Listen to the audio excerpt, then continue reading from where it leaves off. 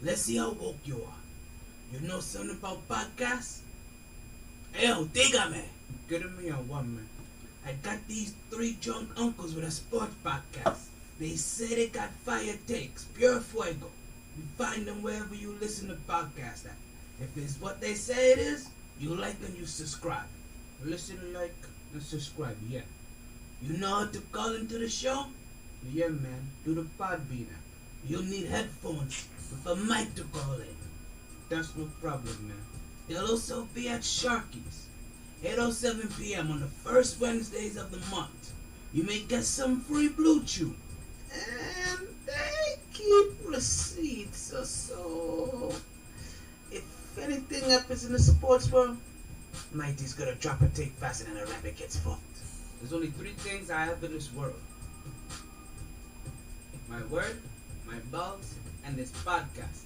And I don't break them for nobody. Okay, so we stay up. Good. MyT Sports Season 7.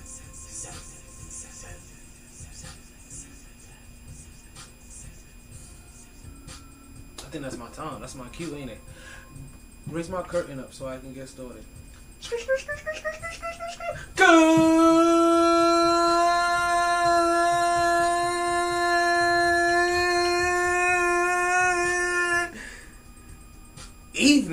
Late evening, and welcome back to another edition of the MyT Sports Podcast. I'm your host, the one annoying Donald My Taylor. It is another Fuego day in the hottest city in the world. Thank you guys for catching the podcast. If you listen to the podcast live, I appreciate you coming on for this late night edition of the podcast. Okay, let's get you guys updated on what we got going on in the background. I got the Boston and Milwaukee game going on over here. I got the bottle of the Greenies over here. I got WrestleMania Backlash going on over here. Just started the first match with Cody Rhodes and Seth freaking Rollins. We got a whole lot of shit going on today. As you guys know, it's Monday, and I'm gonna let you know right now, we're gonna skip the tea of the weekend. Boston is slowly pulling ahead, 102-96 late in the fourth quarter. Look like Jason Tatum is trying to redeem himself from that lackluster performance that he had the other day. Had everybody questioning, yo, you sure you a star? Is this your king? Is this supposed to be your king? But we'll get into all that a little bit more on the MyT Sports Podcast. As you guys know, this is Volume 7. Edition 97. Track 430 of the MyT Sports Podcast. That means when we talk to you guys next Monday, right? You understand that we will officially be doing the 100th episode of this podcast. Like, that's the shit that's going down. And I want to thank everybody that has been here, not just this season through all 100 episodes, but since the very beginning through 430 tracks of this motherfucker. I do appreciate you guys. But we're going to get into this Monday morning, right? We're going to talk about the Yankees minor league park. And honestly, since we're talking about that, let me go ahead and get this out the way. Fuck all of Texas. Yeah, you heard me. Like since they want to go ahead and start this beef, you want that smoke, Texas? Well, you know what, Texas, you have officially caught the smoke. Fuck all of Texas. I'm sorry, my Texas brethren. I love you, but for the rest of them, fuck all of Texas. We're gonna talk about the potential malice in your place, right? All this 2-2 series that are going on. Has this been more skill or has this been more will? Skipping on the tea of the weekend, tea of the weekend today, folks. We got a new Blue Chew promo code for this week, so you guys can have yourself a very good time, right? We're gonna talk about what we got going on this Wednesday and who we got coming up on the podcast. Obviously, folks, we're gonna get into Brittany Griner, some WNBA talk, UFC 274. That shit was crazy. Nah, me. We got the referee showing out again. We're gonna talk about this NBA bro code of some sense. NBA MVP was up. Sylvia Fowles just hit a new milestone, right? We got a new pound for pound. Ben Simmons is a bitch. All that and more here on the MyT Sports Podcast. But you guys know what I say here. Regardless of the time. Take that. And regardless of the weather. You play to win the game. Hello? It's always a good time to talk some sports. So let's start talking. Whew! Back at it like a sports fanatic. MyT Sports. You see the name. Thank you guys for listening. Don't forget to listen, to like and share this podcast if you're listening.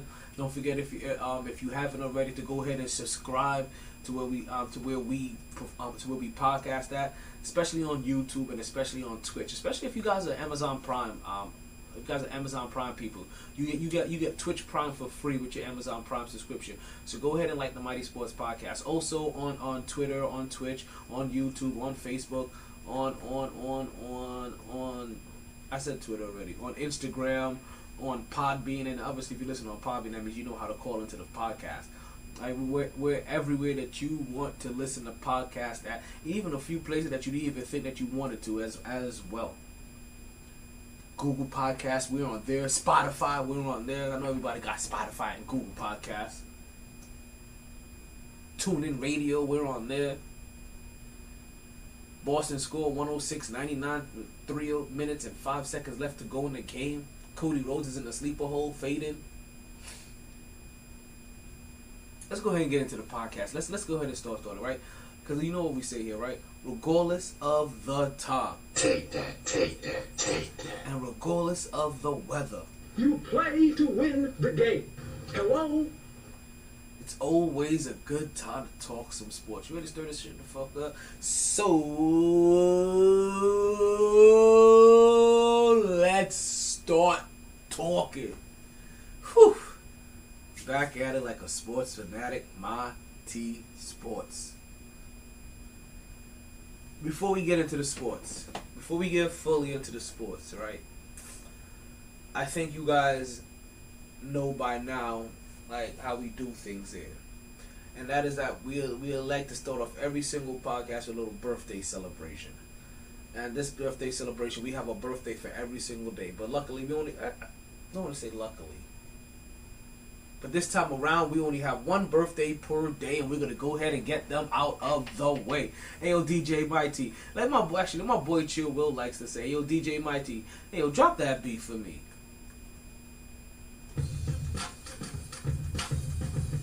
You like that?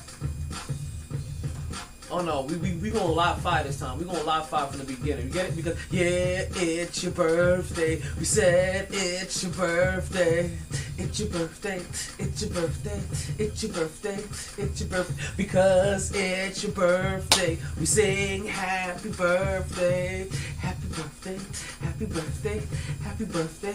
Happy birthday. Yeah, it's your birthday. We said it's your birthday. It's your birthday, it's your birthday, it's your birthday, it's your birthday, because it's your birthday, we sing happy birthday, happy birthday, happy birthday, happy birthday, happy birthday. Yeah, let's get these birthday shout outs ready, right? First birthday we got to give out is to my homegirl, Deborah Morale. Deborah Morale's a homegirl of mine. I used to work at Tijuana Taxis. I want to say happy birthday to you. I still go to taxis all the time. Actually, I was just at Tijuana Taxis for Mardi Gras, and that's where we were able to set up a couple of things that we have in line to share with you guys in the next couple of months before we go on our summer solstice. Summer break? Is that what I say? Right? Before we take a break for the summer solstice. I think that's proper. I think that's more proper. Let me get a little sip of water in me. Let me continue. Let me get some water. Oh.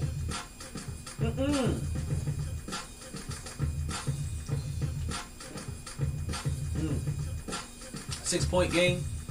Boston has the ball.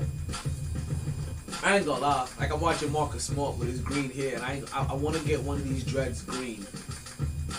I think you guys are gonna understand what I'm saying here in a second, because I already got one gold, right? Or blonde. So what I want to do next is I want to get one green, and I want to get one red, like right in the same vicinity, and then complete the whole set of gold, black, and green, obviously, right? But then add the red in there for you guys that know the rest.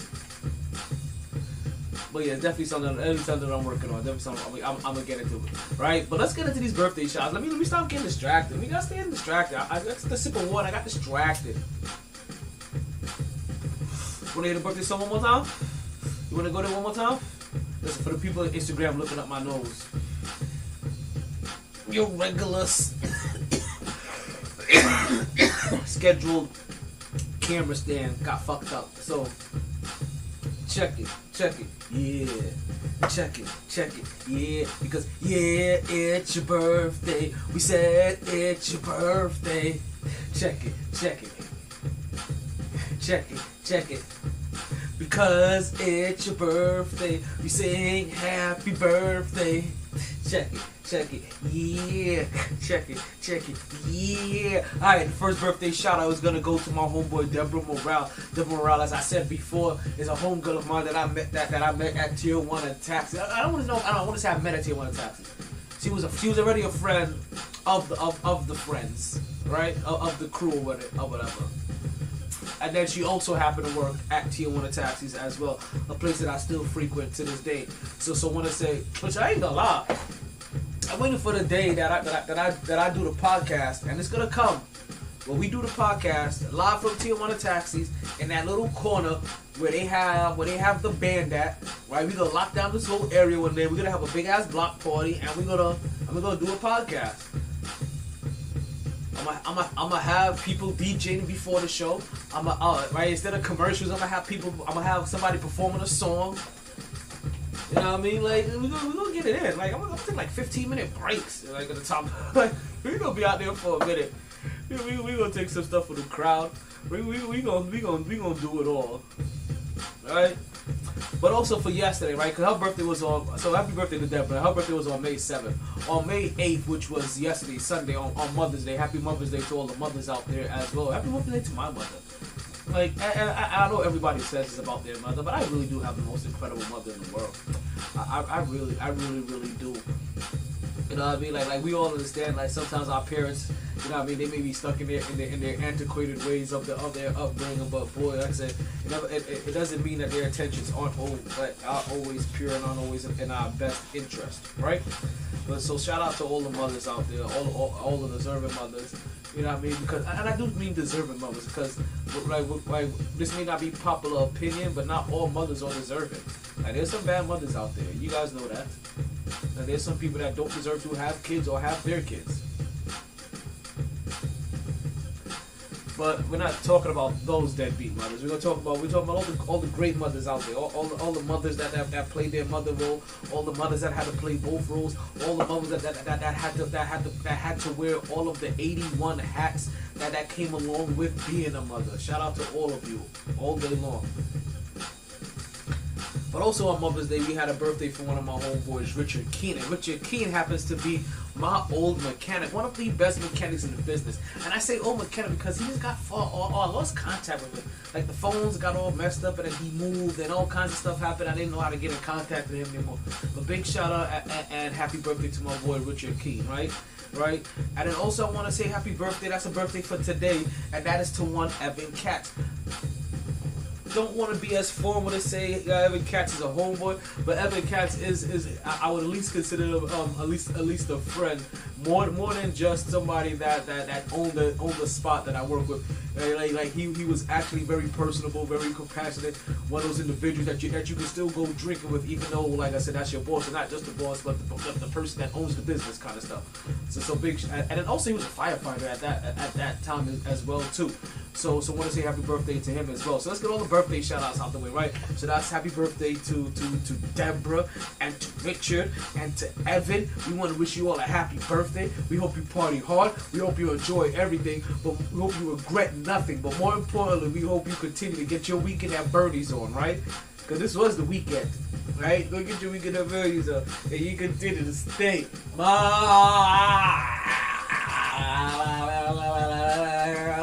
T.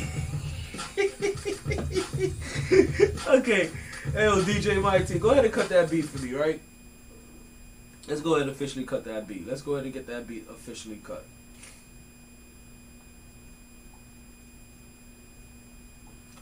Now,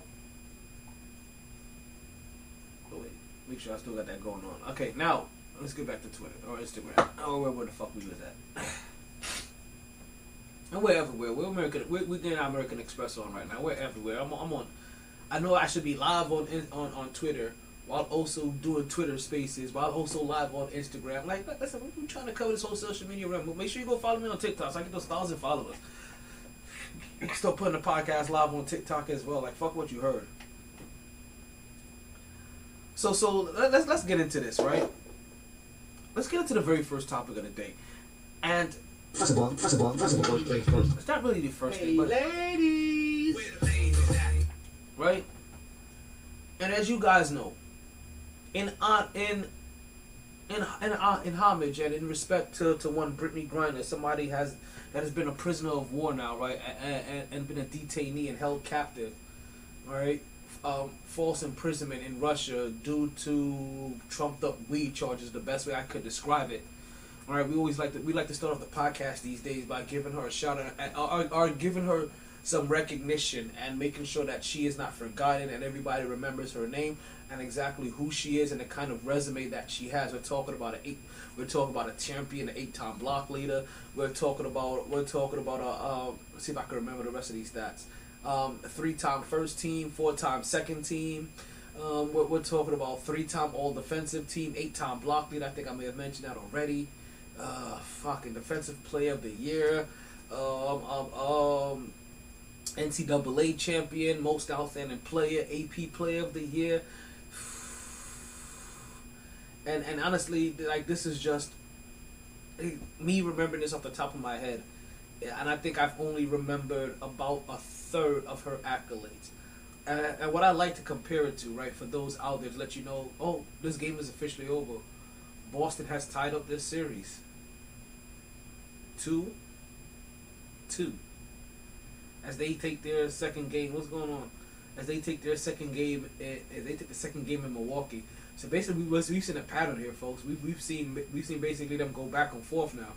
We've seen one in Milwaukee, then we've seen Boston take the next one, and then we see Milwaukee take the first one in Milwaukee. Then we see Boston come back and take the next one in Milwaukee. So this is one of those series that isn't following the conventional pattern of 2-2, 1-1-1, or however it goes. And Al Horford puts up 30 points today, 5 for 7 from the 3-point line, and I'm telling you, he's motivated. Like, one, he don't look that much older than how he looked when he came out of college, right? And I always forget that he's Dominican at that too. Right? Because I don't remember anything about him being Dominican mentioned when... Ooh. I don't even know how that's a technical foul. The stuff they give out for technical fouls now is really bothering me. Because I'm watching Al Horford, right? And I'm watching the play. And this is and I remember when this play was, because I still had the volume on. And I remember them reviewing this play. And I just thinking to myself, like, what are we reviewing here? Seriously, what are we talking about here? And what we're talking about is, after a dunk, he followed through, and this was really one of those non-malicious, non-intentional, literally just momentum kind of acts, and he gets a technical. And honestly, this plays right into my first topic of the day, right after we talk about Brittany Griner and the WNBA, right? And like I said, let's go back, and I just want to remind you guys again about Brittany Griner, right? Because like I said, I always like to talk about her in a sense that I like to compare her to who would probably be her male counterpart, and her male counterpart would probably be Kevin Garnett. And she is just about as impactful to the WNBA as Kevin Garnett was to the NBA, especially if we're talking about this late in their career. Like I said again, champion, 7-time All-Star, 2-time scoring champion, 8-time block leader, 3-time first team, 3-time second team, 2-time defensive player of the year, 3-time defensive first team, 4-time defensive second team, all rookie team, NCAA champion, most outstanding player, AP player of the year, Big 12 player of the year 3 times. 4-time defensive player of the year, high school player of the year. And I may have just about scratched half now. This is Brittany Griner, 3rd woman in NBA history to have a dunk a ball in the game.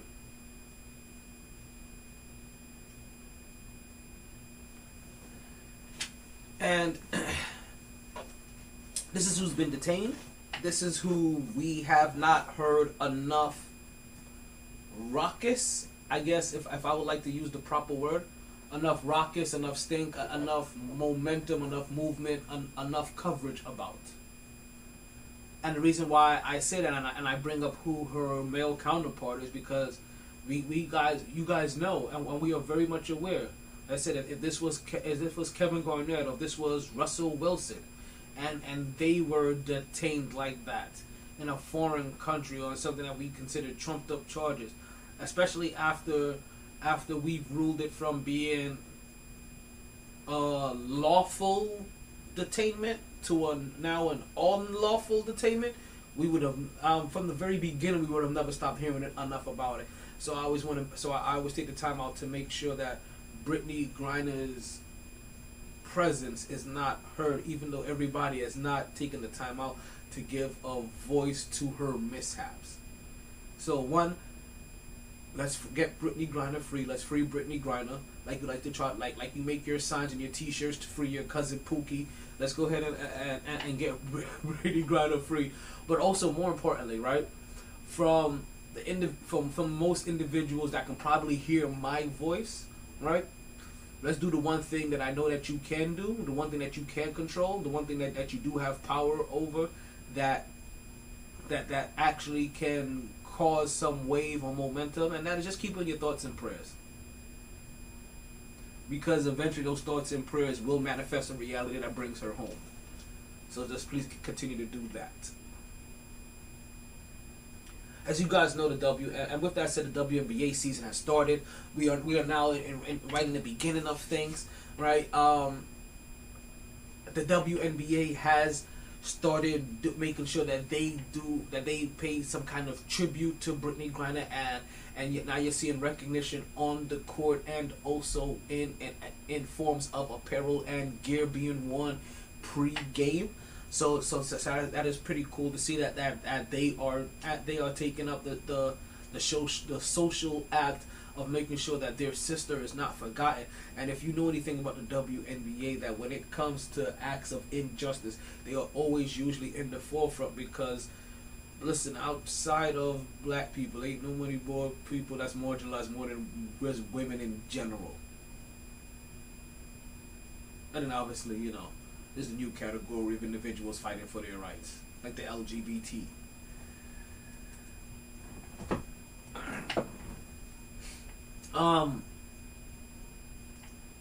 In the early infancy so far of this season, right, we do have a nice little cool accolade to mention, and so let's go ahead and give her a little. What's going on, pimpin'?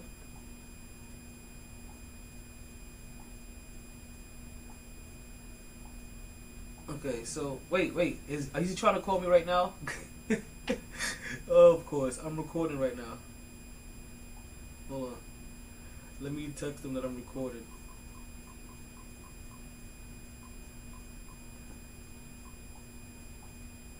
So, well, it's actually pretty cool that he's giving me a call back, right? Because who I'm very gladly being disturbed by is my boy Gonzo, better known, right, by in the inner circle, right? Well, I guess I'm saying this backward. Known in the inner circle as Gonzo, but to the rest of the world and to the wrestling circuit, he is better known as Eric Efron, right? And as you guys have been seeing, right, we do have a couple of interviews lined up and a couple of things in the works. So if you've been on my social media pages, right, if you guys have been on my social media pages, then you would have seen already that we have a couple of people in the workings for interviews, right? All right, we have a bar owner, we have a wrestler, and we have a fitness guru, just a motivational life coach that we're gonna have here on the podcast, and that's gonna be coming up here in the next couple of weeks. We got a lot of things coming up. We got a lot of things moving. I'm telling you right now, like it's actually is trying to keep up with all. You know what? You guys don't need to know all that, but to give you guys like the whole honesty, just let you guys know that this shit don't isn't easy. When you're the one-man show, because now I'm working on trying to do all the follow-ups and everybody and do all the callbacks, and as you can see how schedules come up, You know, people try to call you back at 10 o'clock at night. 10 o'clock at night, I ain't available. Like, even when I'm not recording, I don't know how easily accessible I am generally at 10 o'clock at night. Even if it was like a Tuesday, Thursday, Saturday, or Sunday. Now to give you guys an update as we are, as now the Golden State Warriors and Dallas Mavericks game is about to start. And as we can say again, fuck all of Texas. We're gonna include the Dallas Mavericks in there as well. Like, fuck them. Alright? Wait, sorry, they're not playing Dallas. My bad. They're playing Memphis. I take that back. At least in that particular instance. But I'm not taking back what I said in general. Like, I'm not taking that shit back at all. I meant what I said, and I said what I meant. Golden State Warriors taking on Memphis Grizzlies. Two noticeable people out in this game.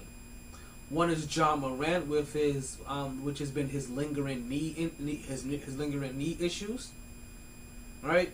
And the other one is head coach Steve Kerr, who we found out just about a couple of hours, maybe about an hour before start time or so, that he is in the NBA's health and safety protocols, which means that he caught COVID, and he's not going to be at tonight's game. Something that's weird, right? And I don't know if it's just me, and maybe it's me and where I'm currently located here in Broward, Florida, in Broward County, Florida, right, which is basically Fort Lauderdale for everybody else that don't realize what I'm kind of saying. But I'm not at the Fort Lauderdale area. Like, whatever. Is that what the fuck I was? Ooh, early cut action with Steven Adams. So basically, because like where I'm from, right, and the area that I'm in, is that I actually still get surprised, right? Even though I just had somebody die, like in my family, within like the last year from this too, right? But I still get surprised when I hear that somebody is suffering from COVID symptoms, or somebody has COVID, or any of the, you know what I mean, like anything that's COVID related. Like I kind of get surprised these days when I hear that, and like I was, you know what I mean, like is that not, and you know what, I think I can easily say it this way. It's almost like sometimes I have forgotten myself that we're still kind of suffering from COVID, and there may be parts in the United States that hasn't quite relaxed all their rules, and I mean relax the rules as far as like mask and having to show vaccination cards and things like that are going. There hasn't been a lot of that here in Florida, at least in the sectors and businesses that I have been frequenting. You know what I'm trying to say.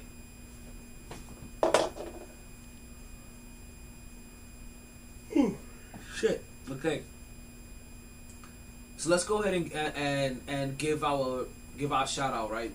And wrap up with the WNBA talk. We want to give our shout out to Sylvia Fowles, as Sylvia Fowles has just broken. Oh, look at Steven Adams, second time in a row being rewarded for running the floor and just cutting right. Memphis Grizzlies on an early 8-2 run. And remember, the Golden State Warriors are currently up 2-1 in this series. Every other series so far in the semifinals is tied 2-2. Golden State Warriors throws the ball away early. Are they possibly too loose and too relaxed, knowing that Ja Morant isn't there? Are they not feeling like they have to lock in as much? I'm worried. I'm curious, because you see them fucking up early, and this ain't generally something that Golden State Warriors does. But they, even when they do mess up like that, they make up for a lot of it. As we see Draymond Green box out Steven Adams and takes the ball coast to coast.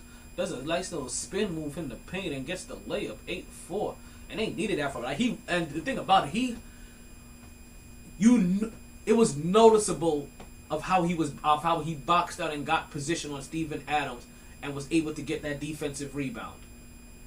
And then after that, he just took the ball down the court. See, box him out. And then Steven Adams is on his hip. He's already lost him. He has another defender to work through. Spin move into the lane. Gets it up over. All right, the weak side defender comes and helps Jaren Jackson Jr. And he gets that over. Excuse me. He gets that over him as well. So that's the rebound over Adams. Takes it full court. Blows by one man. Right, and then does a nice little spin move to get it over Jackson and finishes in the rim. And that's how we have still our current score 8-4. Even though there's been about 2 more possessions since the last time, since I started describing that last play. Let's continue. You see a 3 from Wiggins that falls short.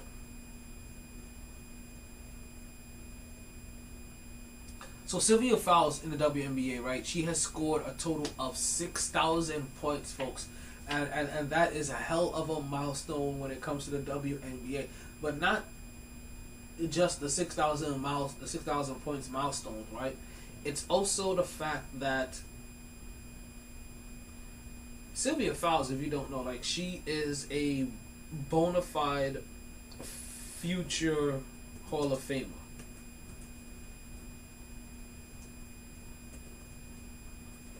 So that's why we definitely want to go and give a nice little big up, right? But also recognize that path of greatness that she continues to play and continues to go on. Now, something that isn't quite the path of greatness. Let's go and talk about this because we were mentioning this earlier, right? And we've been pussyfooted around this from the beginning now, right? So let's get into our next topic, right? Let's continue to march forward, and as we march forward, we get into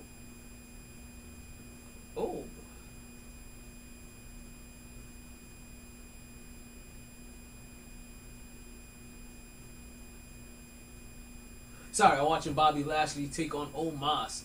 Right, it looked like Bobby Lashley had Omos, and almost Omos is their new 7-foot giant, or as they call Colossus. And Bobby Lashley had him in the Hurt Lock, or basically called the Full Nelson, and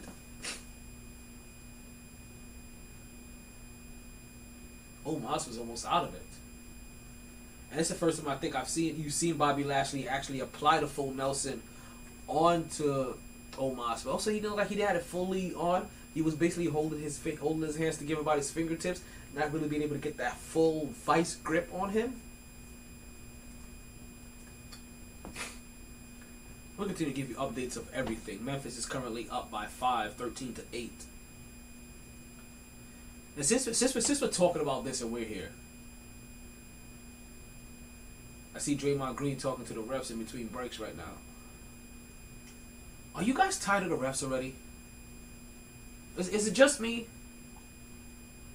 Is that who I thought it was now? Wait. That can't be Joanna, I thought that was.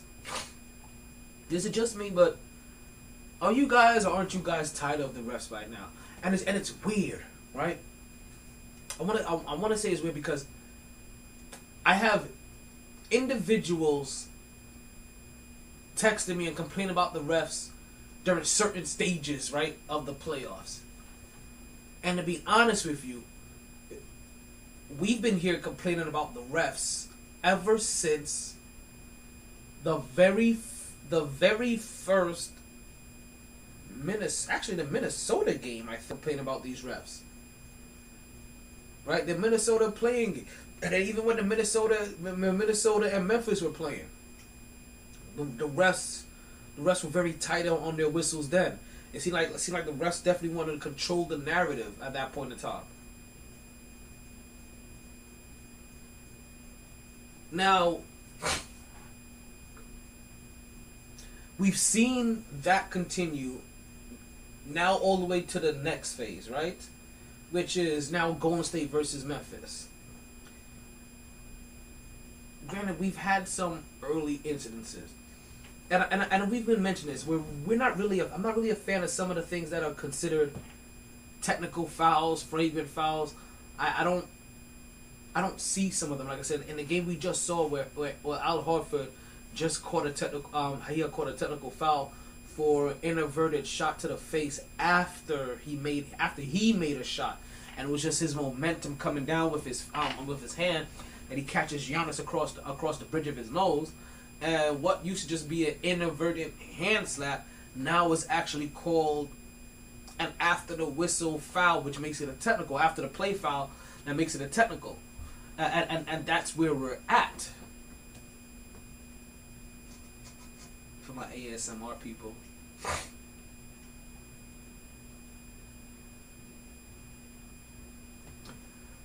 So that being the case, right? And the thing about it, right? It was funny because I was honestly, for the most part, just talking about the referees. I've only really been having a time to complain about the referees when it comes to Memphis games. But we're starting to see this thing now, right? We're starting to see it now trickle into other games. I just told you about the Boston and Milwaukee game that we just had an incident in. But before that, we even started to see it trickle in the Phoenix and Dallas game. Where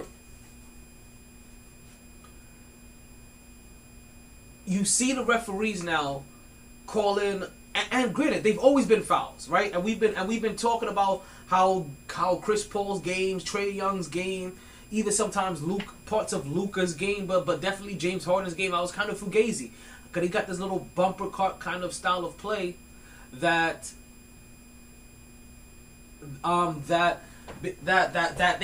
they jump into defenders and they initiate contact to try to draw fouls, and that basically is an unnatural movement. And if you're jumping into defenders and that you're offensively initiating the foul process, I mean these are offensive fouls, right? Or these are no calls. And you see the NBA wanted to get away from that a little bit more this year. As they, maybe the last 2 years, they passed out some ruling about that. Now, very interestingly, right? It reminds me of a story that a referee said, right? Or that I possibly heard from a former ref. And who knows how salty it is or whatever particular reason. But he came out and he mentioned a story saying that obviously these games are kind of rigged, right? And the reason why they're kind of rigged is that after a team normally goes up 2-0, right? Or whatever it is, they really go, the points of emphasis that they tell you to focus on, it becomes a detriment to the team that has been successful. That's the way they made it seem like. And it was something that they talked about. And then next you know, we see Chris Paul fouling out with about 8 minutes left to go in this last game. Picking up foul after foul after foul. I think he had like 3 fouls in the first, 4 fouls in a half. Picks up his sixth foul with 8 minutes to go in the fourth quarter. And that's because they weren't letting Chris Paul do his Fugazi offense. And I don't care who does it, I'm going to call it a Fugazi offense. They weren't letting him to do the Fugazi offense. And because they weren't allowing the Fugazi offensive moves, Chris Paul picked up a couple of fouls that he generally wouldn't pick up on the offensive end. And then you saw they were playing it tight. They also called a couple of chippies on the defensive end. Again, referees have been showing their ass. I don't feel like there's a series. And this is from a spectator that isn't rooting for Miami or Philly, isn't rooting for Golden State or... Actually, you know what? To be honest with you, I'm rooting for maybe Philly a little bit more than Miami because of my hatred for Miami. Right? I'm probably rooting a little bit for Memphis than I am Golden State because I bet on Memphis. Right? I'm probably rooting a little bit for Milwaukee than I am Boston because I hate Boston. I'm probably rooting a little bit more for Phoenix over Dallas because fuck Texas. Right? But ultimately, right, those are my rooted interests. Right? None of these teams are my teams. None of these teams like I have any emotional attachment to. Like, I'm just out here to watch good basketball. And as just a general spectator, I'm like, these referees have been out of control. Like, some of these calls, And the thing about it, right?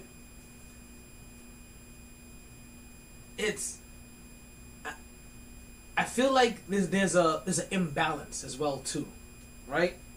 And that imbalance is the East versus West. And in that imbalance, I notice, and maybe I'm wrong. You guys let me know, right? You can either call, if you're listening through Podbean, you can call in through the Podbean calling line. You can get into whatever topic we talk you like to get into. You know what I mean? Start typing in your responses. But I really feel like there's a discrepancy with how they're coaching. How they're officiating the Eastern Conference games and the Western Conference games. Even that, I think, is a lot different. And one of the differences is that I feel like the East is being allowed to play physical. Philly and Miami, and even for a good part, Boston and Milwaukee, those teams are really being allowed to play physical. And I noticed the referees swallowing that whistle a little bit more on the East.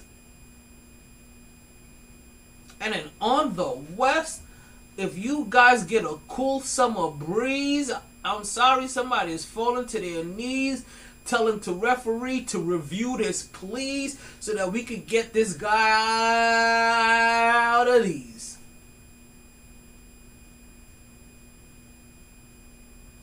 It seems like a lot more of the ticky-tack fouls are coming from the West than they're coming from the East. Even though you saw me just complain about something that happened in Milwaukee and Boston. But that's really been my first complaint.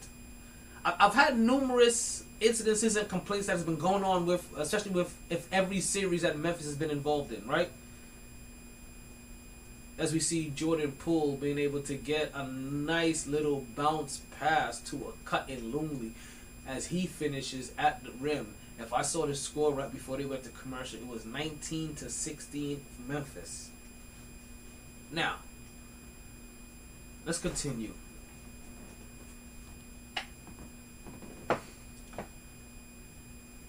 Right, so there's a huge discrepancy there, right, in the East versus West, and it makes me wonder. Really makes me wonder, what's gonna happen when these two teams, when we finally get to the NBA championship? Are we gonna get the referees that have been calling it for the West Coast kind of style of calls, where if you blow Brett upon them, all right, them called foul. That's what Stephen A is always trying to say. Yo, if you blow me Brett upon you called foul. That's what he's trying to say. Yo, if you breathe on them too hard, they call a foul. That's an old Islanders. Yo, they blow Brett upon you. Yo, from me blow Brett upon you, you young bloody murder. Me blow Brett upon you start crying. Well, that's what happens. Yo, the moment they get breathed on in the West, the referees start to blow the whistle. Where in the East, it requires broken orbital bones. You understand? Like it really requires you. It requires still slightly a trip to the hospital, and the refs out here like, yeah, I think that may have been a foul. Let's go ahead and blow this one.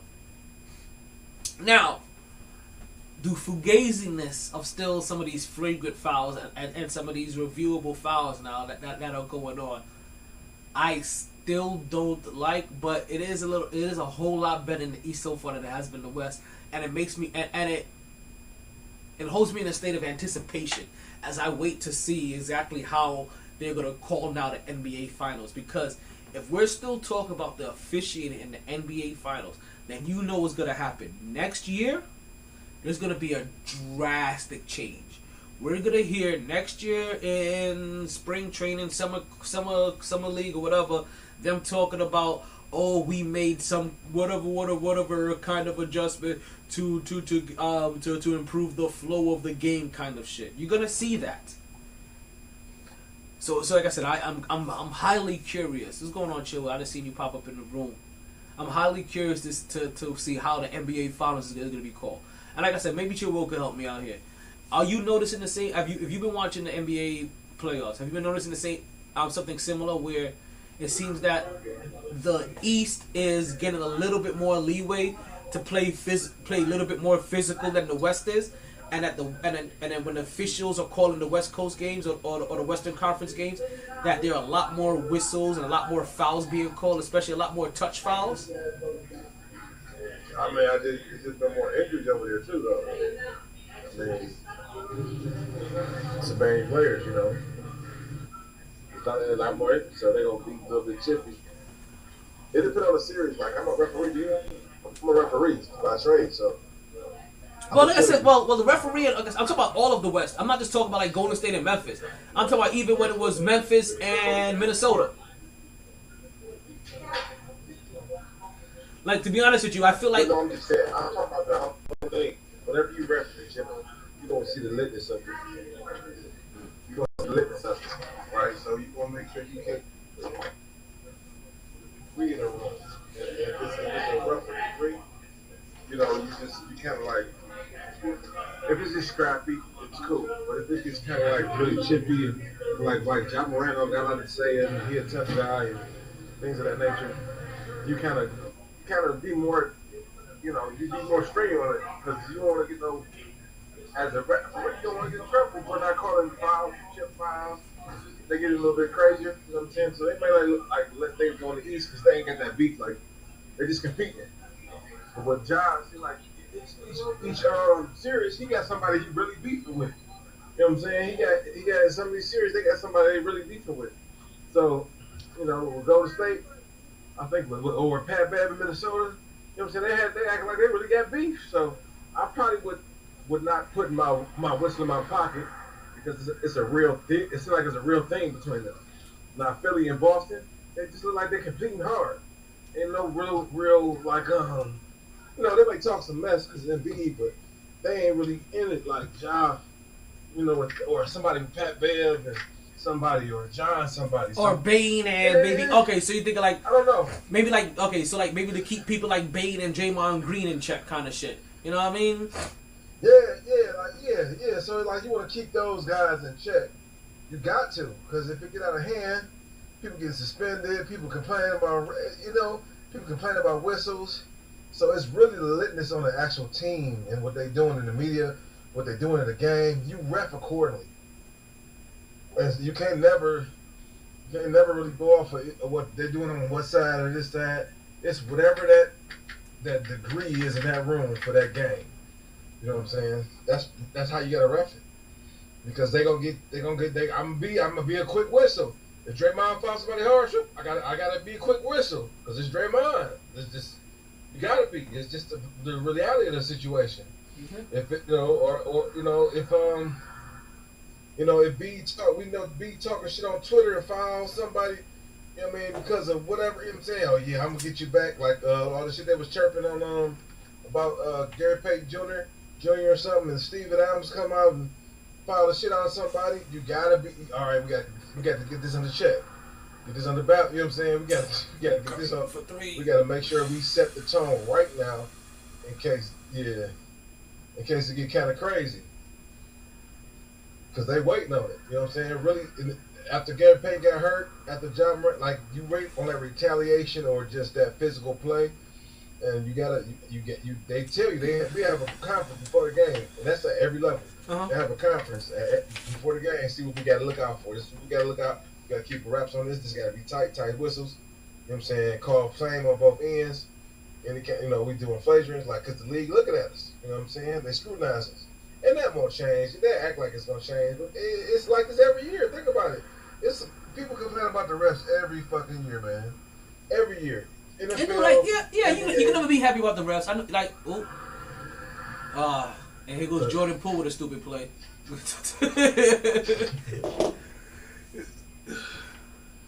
Yeah, he coming, but he ain't Curry yet. He coming though.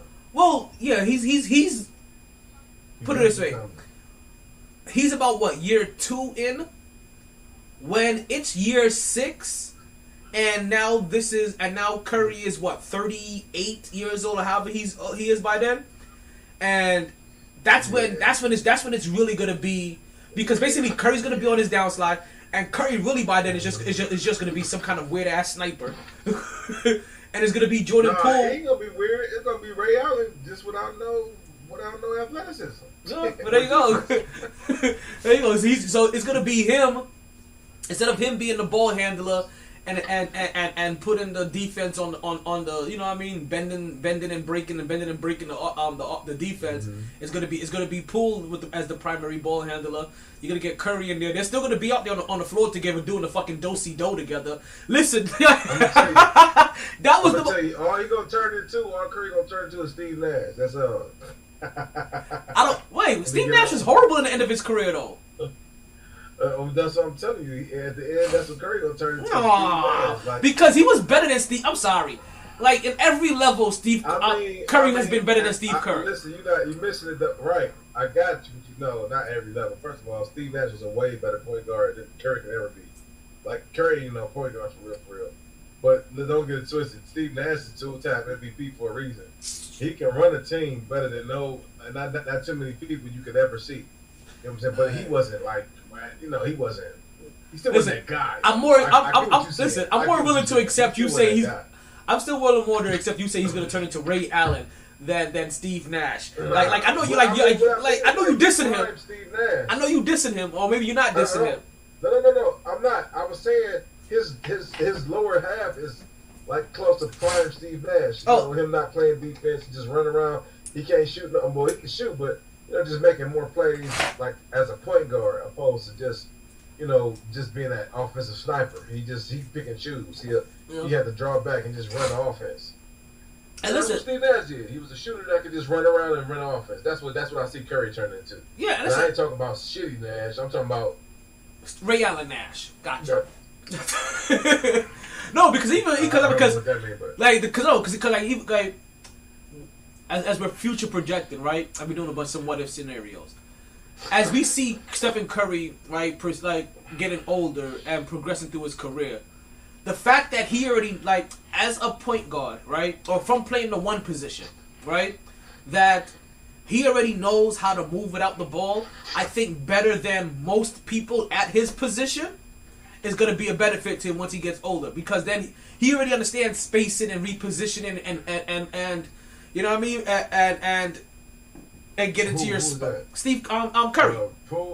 Curry. Curry. Oh man, shit. He learned. He knew that before college. I know, that's what I'm saying. So when he gets old, and he knows that, and I think he's better than it, right? Than damn near every other guy at the one position and that's out there.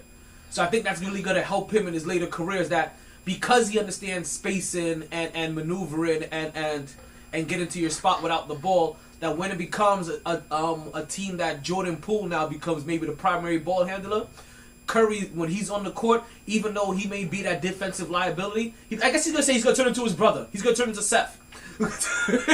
He's just going to be out, even though Seth plays better defense, but he's just going to be out there. Seth play that's an understatement. You talk about this blow over there.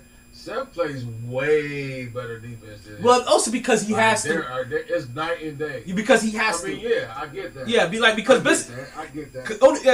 I let you guys know, it's because for Seth, without being able to do a little bit of everything, meaning shoot the ball, play defense, hustle, jump into the stands, do all that shit, he ain't getting the same opportunities that his brother got. Yeah, he had to earn it. Like he went down. I think he went down to the G League. He still can shoot. I think he went overseas as well too, if I'm not mistaken. I was saying he left. He was out a couple times. Yeah, he snuck his way back into the league a couple times. That's just based on his name, though, man. Well, he worked. I mean, listen, based on his name, but he still worked. I mean, because he got introduced to the league because of his name, and he probably got his second chance while still in the league because of his name. Mm-hmm. After that, he was out the league. But no, he worked. I ain't gonna lie, he worked. He did. He has worked. Because there was a couple of seasons where he was a better percentage-wise, he was a better shooter than his brother. But then who? For a couple of seasons, he was a better percentage shooter than his brother. Oh shit! He wasn't shooting that much then. Also, Steph shoots like 300 3-pointers a game. I mean a game. Damn man, but he shoots like 300 3-pointers a season. Seth might be shooting like 180 if he's lucky. Man, I wish this stuff was. I wish Reggie could live like Reggie, Ray. I wish Ray could have. Like, man. I don't care to see Reggie in this era. You know who I do though? I want to see Ray. I want to see Allen Houston in this era. Oh my God! Like Allen Houston. Oh yeah, Steve Smith and John Starks. Yeah. Oh my God! No, not John Starks. Fuck him. He's soft ass. Man, listen, man, you better watch your mouth about John Starks.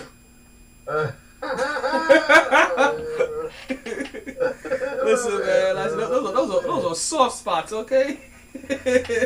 Oh man, I'm just saying. That's like me talking about Zajunas and Glaskis. You know what I mean? Like you can't do that. He was something. He was hurt. Right, him Z, Big Z. I don't be caring. I ain't got no. You know what? I think who would be our one that? I mean, I guess it's LeBron, but besides LeBron, who was our one? I don't even know. Mark Price was my one. The fan favorite that you can't say one that you can't say any bad thing about. Yeah, Z definitely is one. See, the Knicks got the Knicks got a bunch of them because I don't feel like you can say a bad thing. Like obviously we all know Patrick Good. You can't say one bad thing about him. You definitely can't say a bad thing about the OG. You can't say a bad thing about Oakley because Oakley. Yeah, not only because is he certified respected by everybody, but if there's a thought that he could hear you, he'll come and smack the shit out of you, regardless of how famous. I got a feeling if I said some shit about Charles Oakley, I'll get a ring on a random Saturday morning and be like, oh shit, Charles Oakley is here, smack. I'm like, oh shit, Charles Oakley would smack the shit out of me, and I wouldn't even try to sue. I'll just be like, yo, he smacked the shit out of me. He really is that nigga. Like, yo, you want some curry? Like, my bad, I don't even know what the fuck I said, but apparently it was enough for you to have to come down here and check my ass. Did you clear it with UD? Did you clear it with Udonis Haslam that you're allowed to come out of here and impose your authority in his jurisdiction? Okay, then it's okay. Then it's alright. He ain't clearing shit. He said he ain't clearing shit. No, it's one of them things. He probably just he tells UD as he's outside of like, hey, I'm in town.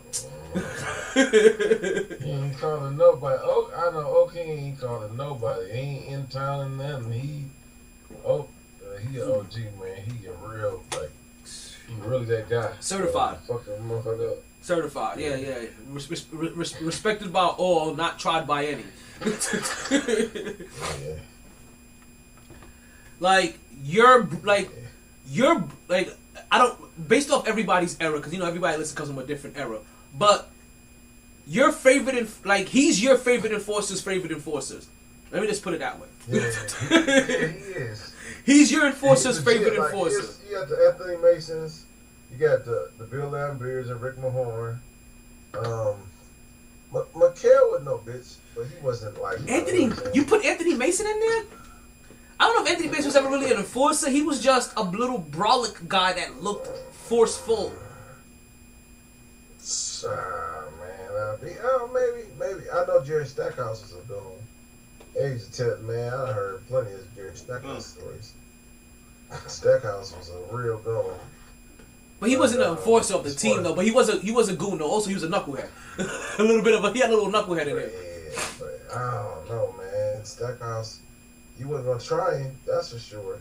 I heard plenty of practice stories about Stackhouse going upside somebody's head. Oh man. But also, see, I always find it hard to be obviously, he wasn't no punk, but he also wasn't the because it's kind of hard to be the enforcer and be the best player on your team. Man, you know what I mean? It's just that he ain't Meta World Peace. Though. I think that's the fake guy. Oh God! I think of Draymond like the fake ones. Well, you think Meta World Peace was fake? Yeah, he wasn't like Carmelo. He ain't. Oh, Carmelo's never thought of as an enforcer or a tough guy or anything. But Meta World Peace was certifiably insane. Nah, he ain't. But he's insane. But he ain't stupid. You know what I'm saying? I don't know if that makes sense to you. Like, I met plenty of sane motherfuckers, but they ain't stupid. You know, when the police come around, they straighten up. You know what I'm saying? or when that one motherfucker you just don't fuck with, Oakley come around, Meta World Peace, straighten up. You know what I'm saying? So you ain't that guy. You ain't. You just acting like that guy. I know guys, whether you little, big, small. That guy come around, it's about to be a Titans clash, and whether you big or small. That's why I never respected Shaq. Everything that was bigger than him, he kind of never had that same energy. That's why I respect Zion so much, because the bigger they get, the harder he go. And then if you really want to try him, whether you little or small, he's going in your mouth. Like, he like the Hawk. Like, yeah, he like the Hawk. You hit him, he gets stronger. You hit him, he gets stronger. Like, no matter what the size is, them the guys I respect. Meta wasn't that guy. And that, whether it look big or small, if you like that, I just feel like that's how, that's just how, that's Kobe was, you know what I'm saying? Jordan was, or, the greats all got that in them. You hit me, I'm, all right, cool. I'm that petty. We about to go. Doug Christie was like that. Doug Christie was like that. Both of them Sacramento boys. Bobby, what's his name? Well, Doug Christie got that from his New York days. Yeah, that's how he had to learn. That's how he had to earn his spot. Oh man, I feel like I don't know much about Tony Allen. I just feel like people wouldn't try him. Nah. Listen, listen. And also, you have to remember too, like Tony Allen also came from an era too, where Tony Allen wasn't being tried. Let's put it down. He wasn't being tried. Yeah, he wasn't really trying. And Jimmy, I don't know about Jimmy. I still out on Jimmy. I don't know. I'm gonna tell you this. CP and Jimmy are kind of like, yeah. Okay, no. See, like CP3 is fiery. I look at CP3 as fiery. Jimmy. See, like how you feel about Jimmy is how I also is like. Okay, let me say this. I feel about Jimmy the kind of same way I feel about Ron. I feel about Jimmy the same way I feel about Ron Artest. Right? Is that they're both that dude, but they also pay respect to the other guys like them if there isn't any real beef that they need to have with them. Yeah. You know what I mean? You know what I mean? Like basically Zach Randolph and Kendrick Perkins used to respectfully battle. You know what I mean? Like I don't need to be beefing with you. Kendrick wasn't Zach though. No. Perkins wasn't Zach. Yeah, Zach. Yeah, no. Zach was Zach. Like Perkins was the other guy in the dance. Like he was the female in the dance in this particular. He's the one being dipped, but he's letting her know, like, listen, I'm gonna dip you, but I'm not gonna drop you. You don't gotta worry about hitting your head. It was some weird shit like that. So that's how I kind of look at Ron. Like I know Ron Artest, like most people ain't fucking Ron Artest, and Ron Artest didn't back down for anybody unless he just had respect for that person. And he didn't back down from you. He just didn't try you. He didn't. You know what I mean? Like because like Jordan and like Kobe and like a lot of them had a mentality that, yo, if I knew I can punk you, I'm gonna punk you. Yeah, I could see that. And a lot of them did that. A lot of them had that mentality, especially back then. If I can punk you on the court, I'm gonna punk the shit out of you. Until you prove that you're different. You're right. Yeah, Jordan was that guy. Yeah, they say he tried a couple people. Some people he just couldn't do. Yeah, listen, and think about even Kobe. Kobe had a couple people like that, and then when he realized that those guys were as certifiable, at least a little bit as crazy as he was, what did he do? He recruited them to his team.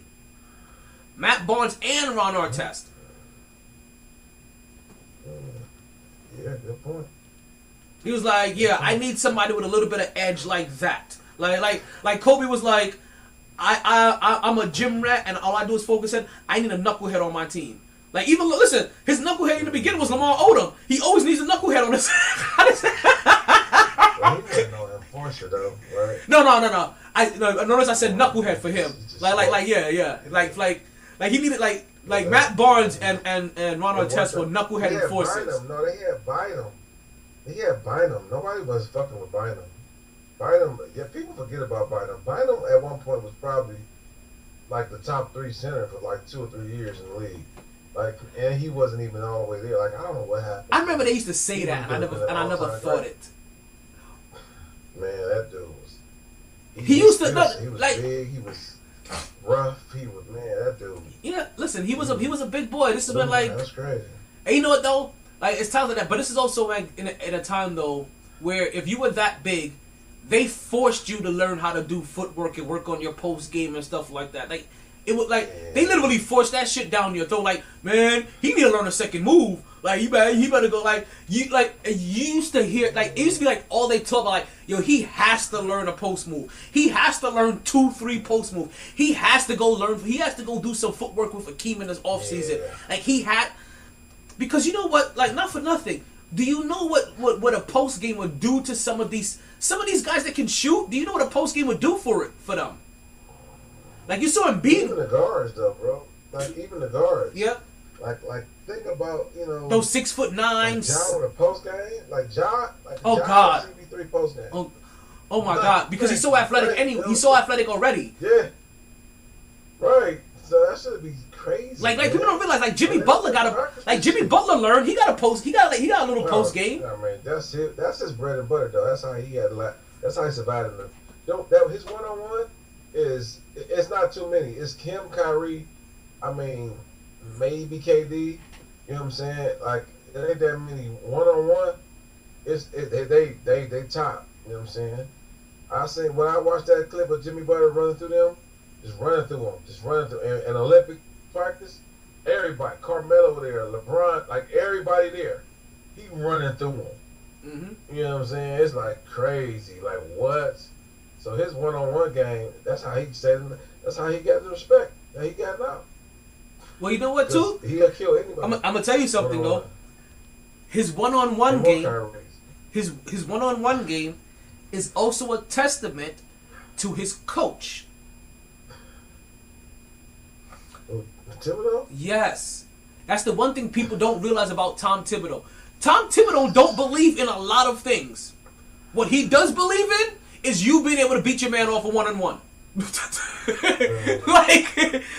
like that's the one thing about Tom. That's the one frustrating thing about Tom Thibodeau's offense is that there isn't a lot of. It isn't going to be the Golden State kind of offense. Not a lot of teams are, but it's not going to be a lot of movement, a lot of back cuts, a lot of stuff like that. It's a lot of you beat. That's the reason why eventually Julius Randle becomes like, you know how they said for James Harden.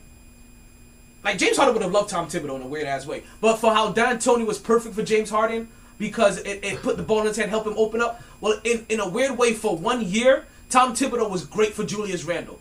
Because he loves one-on-one people. He really does. And I understand it. Like, as many people that you can have that can put the ball in their hand and break and take them out off the dribble, the better your team should be. Right? If you have 5 people that can beat their man one-on-one, like, you should have a good team. Should. Because that means with enough ball movement, with enough spacing, everybody could dribble, drive, and dish. As long as everybody also can shoot. You know what I mean? If everybody can just only drive to the lane, but none of them can shoot, then you're being collapsed on all the goddamn time. So, but no, that's because look. Remember, I've been saying this about the NBA game in general, though. Now it ain't. Golden State is an exception. Well, I can't say that because you got New Orleans and Memphis. Like they do have some semblance of an offense that moves. Yeah, the majority of the league. Yeah, the majority of the league now is basically all pick and roll. Right, it's all some form of pick and roll. But look, like Tom Thibodeau, very much so is a lot of isolation. Like that's been his offense. And remember, I've been saying this about RJ Barrett all year. And you've been hearing me mention this, that on a low level, he kind of reminds me of Luka, right? Because he doesn't get sped up with the ball in his hand. Like you see him getting better at becoming a one-on-one player, and also understanding his own pace and space to be able to score without being sped up. Like you're seeing that develop in him, and it's his 3rd year. Like you're not seeing him run he's not Hercules like Zion, and he's not the fucking Flash like goddamn like John Morant. He's just fucking the Green Lantern. Like based off his goddamn will and a power ring, he's over here doing amazing things. Or he's fucking Batman. Like this motherfucker got a utility belt. And he's out here doing work. You know what I mean? But I mean, shit. Actually, you know what? He may be Batman. He is in Gotham City, ain't he? He is in Gotham, but that's what it is. And he does play in the same city where yours. He has a villain. I think Julius Randall is his Joker.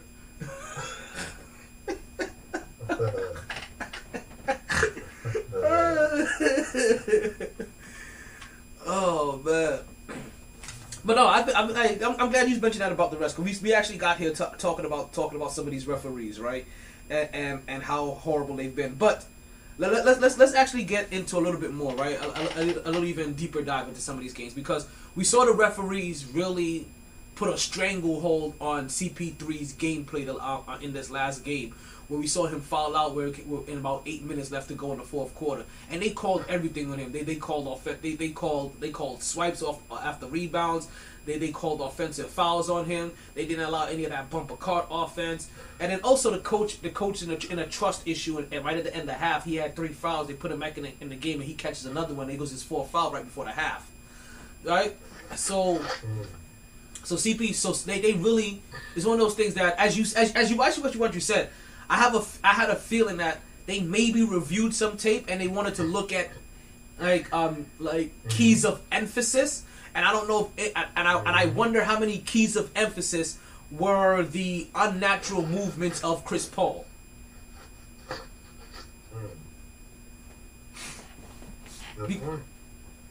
Because that's the first thing I thought about. Like, I thought about a story that I heard about that recently. And it's funny that that's one of the things that you talked about as being a former referee yourself. But also something else that was going on with Chris Paul. As Chris Paul is going on in the game, his family is being harassed in the stands. And I know that this is partially, right? Because this isn't fully what's happened to Julius Randle. This is partially what has been happening to Julius Randle. Why Julius Randle says that he feels uncomfortable bringing his family to the court because he's getting booed. Well, for Chris Paul, it's more than him getting booed. His wife is being harassed. His children is being harassed. His mother is over there being harassed, even to the point where it says somebody put his hands on one of his family members. And Chris Paul absolutely lost it and said to go after the individual, in like went after the individual to stand and said, "Yo, I'll see you after the game." And it happened to be like a kid or something, like a 14-year-old, like a teenage kid or whatever. But I'm not trying to justify his actions by his age. I'm just letting you know that it was a teenage kid that was out there putting his out there putting his hands on somebody's family, some little entitled little kid up front. Man, that's crazy. That actually happened. Yeah. A kid did that? Yes, like a little teenager. Like I say kid, but it's a teenager. So you can use it to define kid however you want to, define it by age. But yeah, some teenage. Motherfucker put his hands on anybody. Yeah, so Chris Paul was like, "Yo, I'll see you after the game or whatever." You know what I mean? But so I don't know how much of that was going on while Chris Paul was. Or if any of that had to go on with Chris Paul's foul issues, maybe if he was distracted by any of that. But that also went on as well. And Chris Paul even ended up making a tweet like, "Yo, like you find players and you want players to try to be conservative, you know what I mean, while during the games, but you have fans out here putting their hands on our families." Like, fuck that. And that was what he said. Fuck that.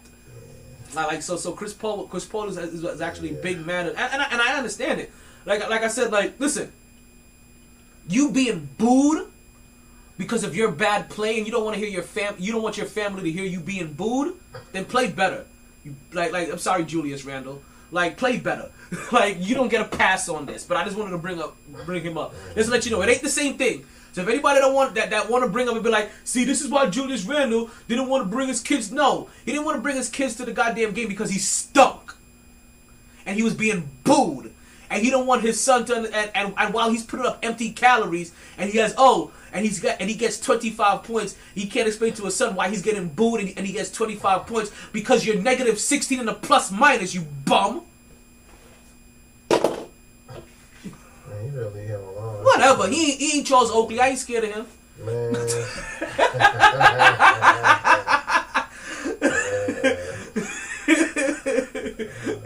He don't got no clearance to come into the port of Miami. I'm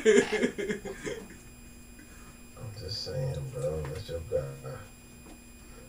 Listen, he's only my guy because he's on my. Listen, the only portion of him that makes him my guy is that he's on my team. No, you got me messed up. Last year, I'll never forget it. We got tape, bro. Listen, last year I was just making sure he was not champion, for. Bro. Just like how I don't make people want to forget about Brittany Griner. I didn't want anybody to forget. Like I wanted him to get his roses while he was having a good year. That's all I wanted. Was him to get his roses while he was having a good year. And him to be in the MVP conversation because he deserved to be. At the time, there it goes. He deserved to be in the conversation. Because the numbers that he was doing with the way that team was winning, if that had been done by Kevin Durant or LeBron James or Mr. Falafel Williams, right? Or any one of any one of these guys, like it would have been on the it would have been on the headlines every single day about that person being a possible MVP. That's all I was saying. That's all I was saying. That is what you mean. That's all. That's all I was saying. So I just wanted him to be. I just wanted him to be mentioned. I just wanted his name to be mentioned. When the MVP voting came out, I wanted to see that he at least got one vote, and he did. All right, so this is how I feel like is what you're saying. Let me translate. Yeah, just on Saturday evening, when the Powerball come out, I just want to win $200 million. Oh my gosh, that's all I want. That's it. I just want, and if I can't get it, the Powerball, I get the rest. Get like about $3 million. I'll be cool with that. That's all I want. That's all I want. It makes no. You start naming the most prestigious names in the NBA. With Julius fucking Randall is asinine. He was having that kind of year where he should have been. Was not. He did though. No, he was not. And first of all, he's in the East, which I ain't the same, especially last year. But then on top of that, he ain't did this never. You don't get to do this 1 year and be. If that's why they don't let people who shouldn't win the MVP win the MVP. Because it may be premature. Like they robbed LeBron and I'm not saying that he was. LeBron and Kobe. And again, I'm not saying that he was the MVP. I'm not saying that he should have won MVP. No, you can't now. But then you would. No, I wasn't saying that he should. No. I said that he should be in the conversation. He was a front runner. I said he should be in the conversation. We got the tape, bro. I said he should be in the conversation. Because, the tape is out there, listen, I said that he should be in the converse. Yes, go pull up the tape. Go listen to the archives. You guys go listen to last year's episode. Listen, I said he should be in the conversation because if any one of the NBA's other go-to talking topics had been doing this, they would have talked about them every single day, and they would have talked about them being an MVP every single day. I just wanted him to be mentioned. I wanted him to be mentioned every once in a while. That hey, when you mention this guy, I wanted you to throw his name in there. Like, you know what? This guy's kind of having an MVP. Like, even though he's not going to win the award, he's having an MVP like season. Then you like mentioned Joker about. Like, I forgot what you were saying. Like, I'm like, hey, I don't know. He don't get that. Because he's not that guy. I don't care. He doesn't get to be mentioned at all. He gets to be quiet, sit in the corner, and collect his check. That's it. He's not the guy. He can't have one good year and be like, yeah, he was almost MVP. He was an MVP running this 1 year. He was an MVP running that. He was an MVP caliber player. Then this year, back to our regularly scheduled. Yeah, and back to our empty calorie player. Like for 1 year, he was a He was an MVP caliber player. Then right after that, he went back to an empty calorie player. I can't stand you even saying that, bro. It's not real. But he was though, and the MVP voting reflected it. He was not though. No, he was not. How far did y'all make it in the playoffs? The playoffs had nothing to do with it. I'm sorry. Oh my. Whoa. The two-time MVP of the season, the back-to-back MVP of the season, just got eliminated in the first round. Whose fault is that? Was it his fault? I'm sorry. Were you just about to blame Were you just about to blame Julius Randle not making out the first round on him? I'm sorry. If you're the leader of that team, it's your fault. No. No, stop it. Yes, it is. Stop it. If you're LeBron, maybe. If you're not, if you Joker. Joker's the leader of that team. He's done. They call him the best statistical big man ever since statistics were made up by nerds. Like. But the man was playing. He not empty calories though. No. He's not. He's not empty calories. He's not empty calories. No. So we're not calling the Joker empty calories. Like you can't blame Jordan. Jordan didn't win. Jordan may need a little bit more help, but you can't say he was empty calories. Especially this man is leading every statistic. I'm just saying. Like, it's not like LeBron. I'm just using your comparison. You asked.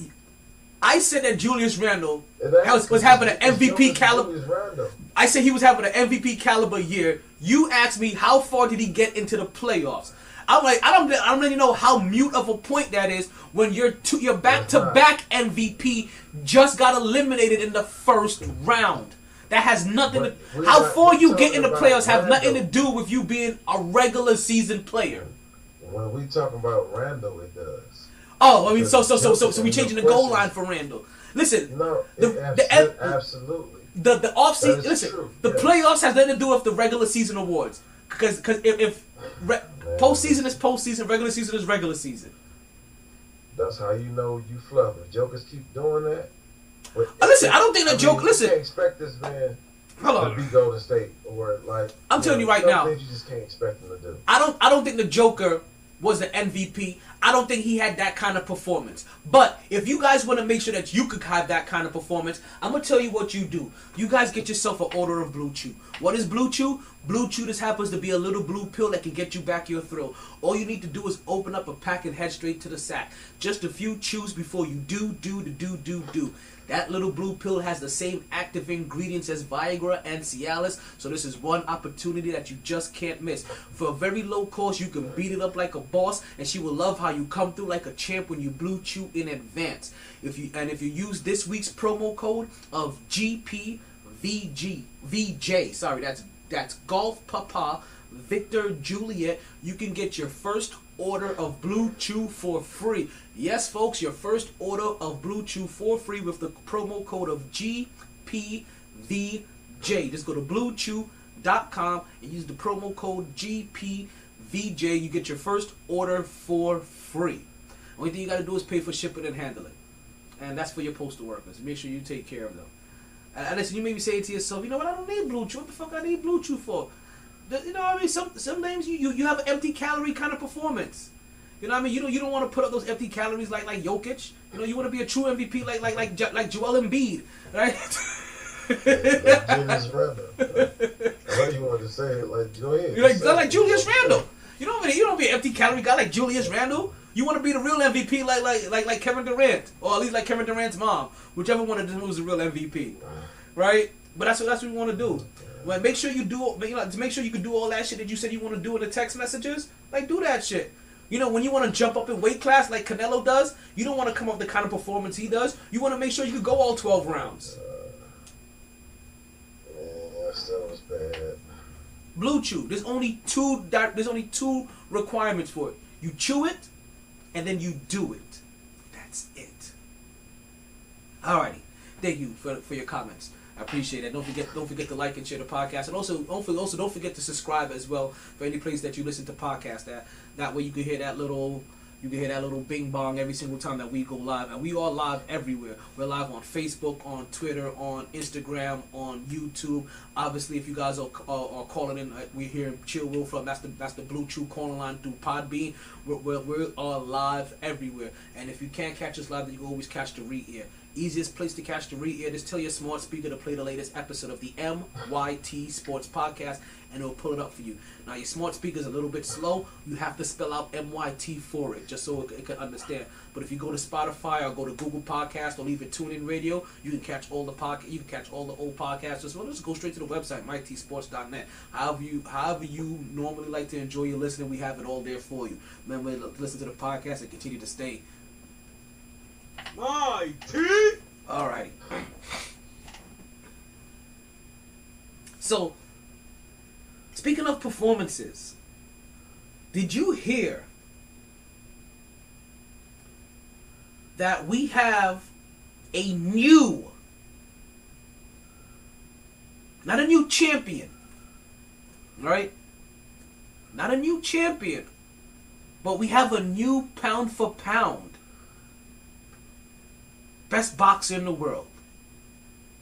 And that is because the former pound for pound boxer in the world, Canelo Alvarez, didn't quite make the cut.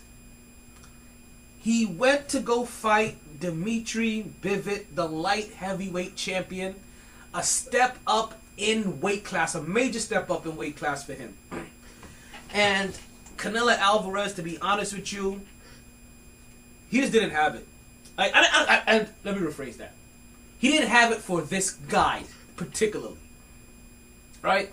If he thought that he had a speed advantage, that speed advantage was not there. It was damn near equal.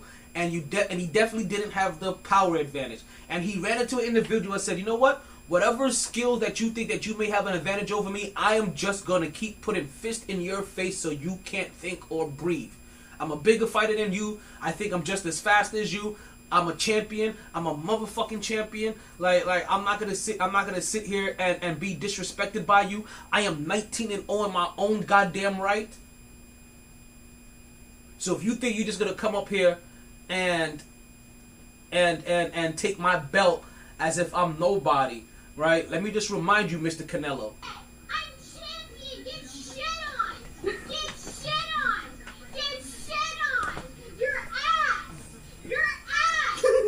Get Bro. shut the fuck up. 1v1 you pussy. Man, what You piece of shit. That's one of the greatest. That's one of the greatest drops ever. Like, I don't know. I just want to. That little boy got an Instagram. I gotta get that for you. I do gotta send that to you. I know you were mentioning that. My bad. I do have to send that to you. Yeah, I think I found it, but I couldn't find it readily. But that shit is awesome. That really is, because you know what though, and I'm gonna tell you what's even.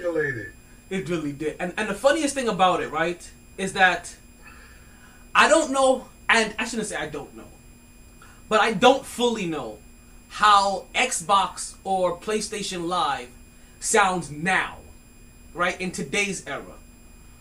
But I know in 2006, in 2007, 2008, 2009, maybe even 2010, when they were first releasing their live shit on NBA Live and on Call of Duty, that's how everybody sounded.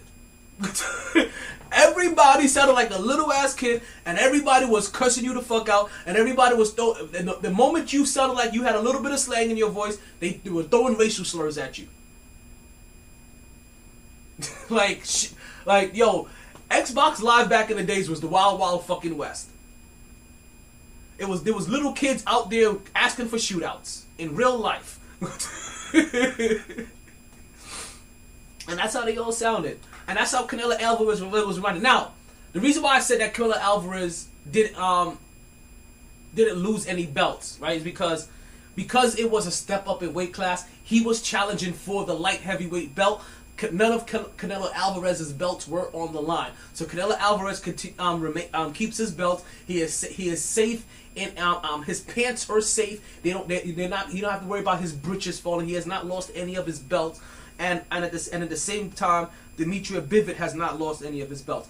Dmitry Bivol won by unanimous decision, 115 to 113, and that is them being nice to Canelo Alvarez fighting on his Cinco de Mayo, you know what I mean, time frame special fight card, because he got his ass whooped from. Is it gonna be a rematch?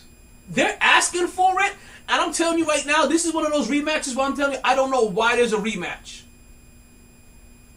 Was it a clause? I don't know if there was a clause. I don't know if there was a clause for a rematch. I'm pretty sure there was a clause if Canelo would have won and there was gonna be a rematch. I don't know if there was a clause for Canelo losing. I just think that he just asked for the rematch after he lost. Because he was like, yo, like, I don't feel like I'm gonna go out like this. But you know what? I feel like if he fights this guy again, he's gonna get Ronda Rousey'd. Well, let me tell you this. This Canelo a real one. At least he tried. No. Mayweather never did that. What? So I'm gonna give it to him for that. I'm gonna give it. Mayweather didn't even want to try that. Like, he ran from dudes until he found out he could beat him, and he just fought him. This guy, he went up in weight class, fought a champion. Mayweather never really just did. I don't know how far he ever went up or down. I don't think he ever did. You had to meet him at his weight, I feel like. Who? I think Mayweather went up a couple. Because Mayweather went up a couple of times, and then he stayed where he was at. Didn't he go up to fight? Out of his realm though. I don't think he ever did that. No. Didn't he had to meet him? Didn't he or go up to meet him at like a catch weight? Yeah, there was always like a catch weight. Drop. Yeah, right. Okay. Exactly. Like you was gonna meet. He wasn't gonna go up. He wasn't meeting you at your like turn. like when he fought who am I thinking of? Damn it, that other pretty motherfucker with the light eyes. What? The pretty motherfucker with the light eyes. Oh my gosh, bro. So he fought a woman? No, the pretty motherfucker with the light eyes. The black dude. Who am I dude? Who am I We thinking? talking about a dude? Yeah. Who am I thinking of? Who did he fight? Nigga, my pretty nigga with the light ass. What? Light eyes. Eyes. Light eyes. I don't care what is it. It's his eyes, ass, abs, Listen. ankles. I don't care what you say. It's part of his persona. He never got hit.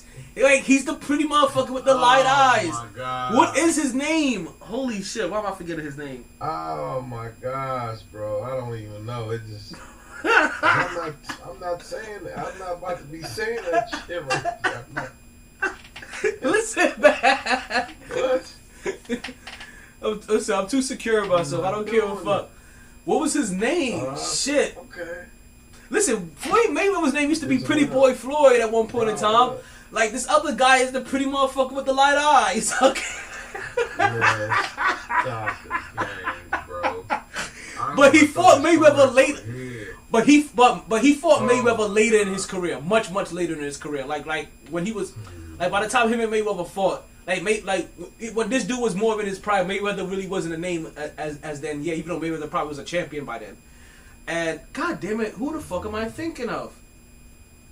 My boy made a point the other day too, like Moses, an amateur fight. something Moses, Man, I'm Moses. over this dude's name, man. You called him pretty with the light eyes, bro. Like Moses. like Wait, what's his? Light skinned with a. Oh man. Moses something. Wait. Moses. Something Moses. Malone, bro. Moses Malone. No, that's the Knicks players right now. And that motherfucker did not have no light eyes. Moses, he parted the Red Sea with his eyes. Oh my gosh, you mesmerized. Well, you were going left field. No. Just eyes and said they pretty. Listen. This is This crazy. pretty as in boxing terms, meaning he don't get hit. The pretty motherfucker with the light eyes. You know who I'm talking about. He had the eyes. He had those eyes. Where is KJ? Where is Mark, man, when you need them? And remember, he fought Mallorca, and Mallorca smacked his girlfriend's ass or some shit like that. Oh my gosh, bro. It's Moses. You mentioning that amongst a man with, bro, it's killing me. Well, listen, the motherfucker with the light eyes almost fucked up Mayoka after that. Man, listen. You know who I'm talking I about. ain't got nothing to do with that. You know who I'm talking about. I just know that I feel like it's too many weight classes. That's why we got a lot of Mayweather is a champion like that because number one, he was smarter. He worked smarter, not harder. I got that. He's kind of like LeBron. He's LeBron of boxing. No, it's like, you know what I'm saying? Like, I don't know if you ever realized this. He was efficient. Yeah. You know, like. And plus, he hurt his hands, so he was smart. He had to train his pretty boy for it because he hurt his hands. I heard, that's true. No. He switched he switched from being pretty boy to being Money Mayweather. Because the pretty boy Floyd was knocking everybody out. Man, he was knocking everybody out. First of all, Pretty boy Floyd was knocking motherfuckers out. He had some knockouts, but he wouldn't. Pretty boy Floyd was knocking motherfuckers out. But he ain't had how many amateur fights he had? I don't know, like 162. I don't know, some shit like that. Hell no, no. You what? You just made whatever. Until you tell me the name of the pretty motherfucker with the light eyes, I'm gonna start throwing out random stats. Is this 162 amateur fight? Never. Wait. Never did. That's like Jack Johnson, bro. Actually, you know what? That's Lomachenko. The Durant. That's Lomachenko. Man, listen, bro. That is not happening. He might have had maybe 20, 30 amateur fights. He was never he didn't fight more than none of them boxers out there. We just had homie made that point the other day, like, damn, I haven't thought about it like that. I couldn't even think about it. He fought so little amateur I couldn't even think about how many he had. Didn't he lose? Back then I was following boxing. I stopped following boxing. Wasn't his one amateur loss? Wasn't his one loss in amateur? Yeah, I think so, but right, because that's what he has a loss. He has a loss in amateur, right? I can tell you one thing, he's great, but like a prime, he probably would have. He probably would still beat De La Hoya Prime. De La Hoya, he probably would still beat him, but not Shane Mosley. He wouldn't have. There we go, Shane Mosley. There we go, the pretty motherfucker with the light eyes. There we go. No, bro. Sugar. See, no. Talk about. See, how you go? See, no. Talk about. See, you over here talking about this guy's name, but his name is literally Sugar. His name is Sugar, but yet I can't call him the pretty motherfucker with the light eyes. Come on, man. I ain't call him Sugar. I ain't calling him. He calling him pretty Sugar or light eyes. There ain't no terminology. His name is Sugar. That's right. Sugar Shane Mosley. Sugar Shane Mosley. Man. Yeah. And he would have got beat up if Sugar Shane was in his prime. And it's sugar like sweet. It's like that's sugar. That's sugar. That's like a pimpin'. Exactly, because like, he's a pretty motherfucker.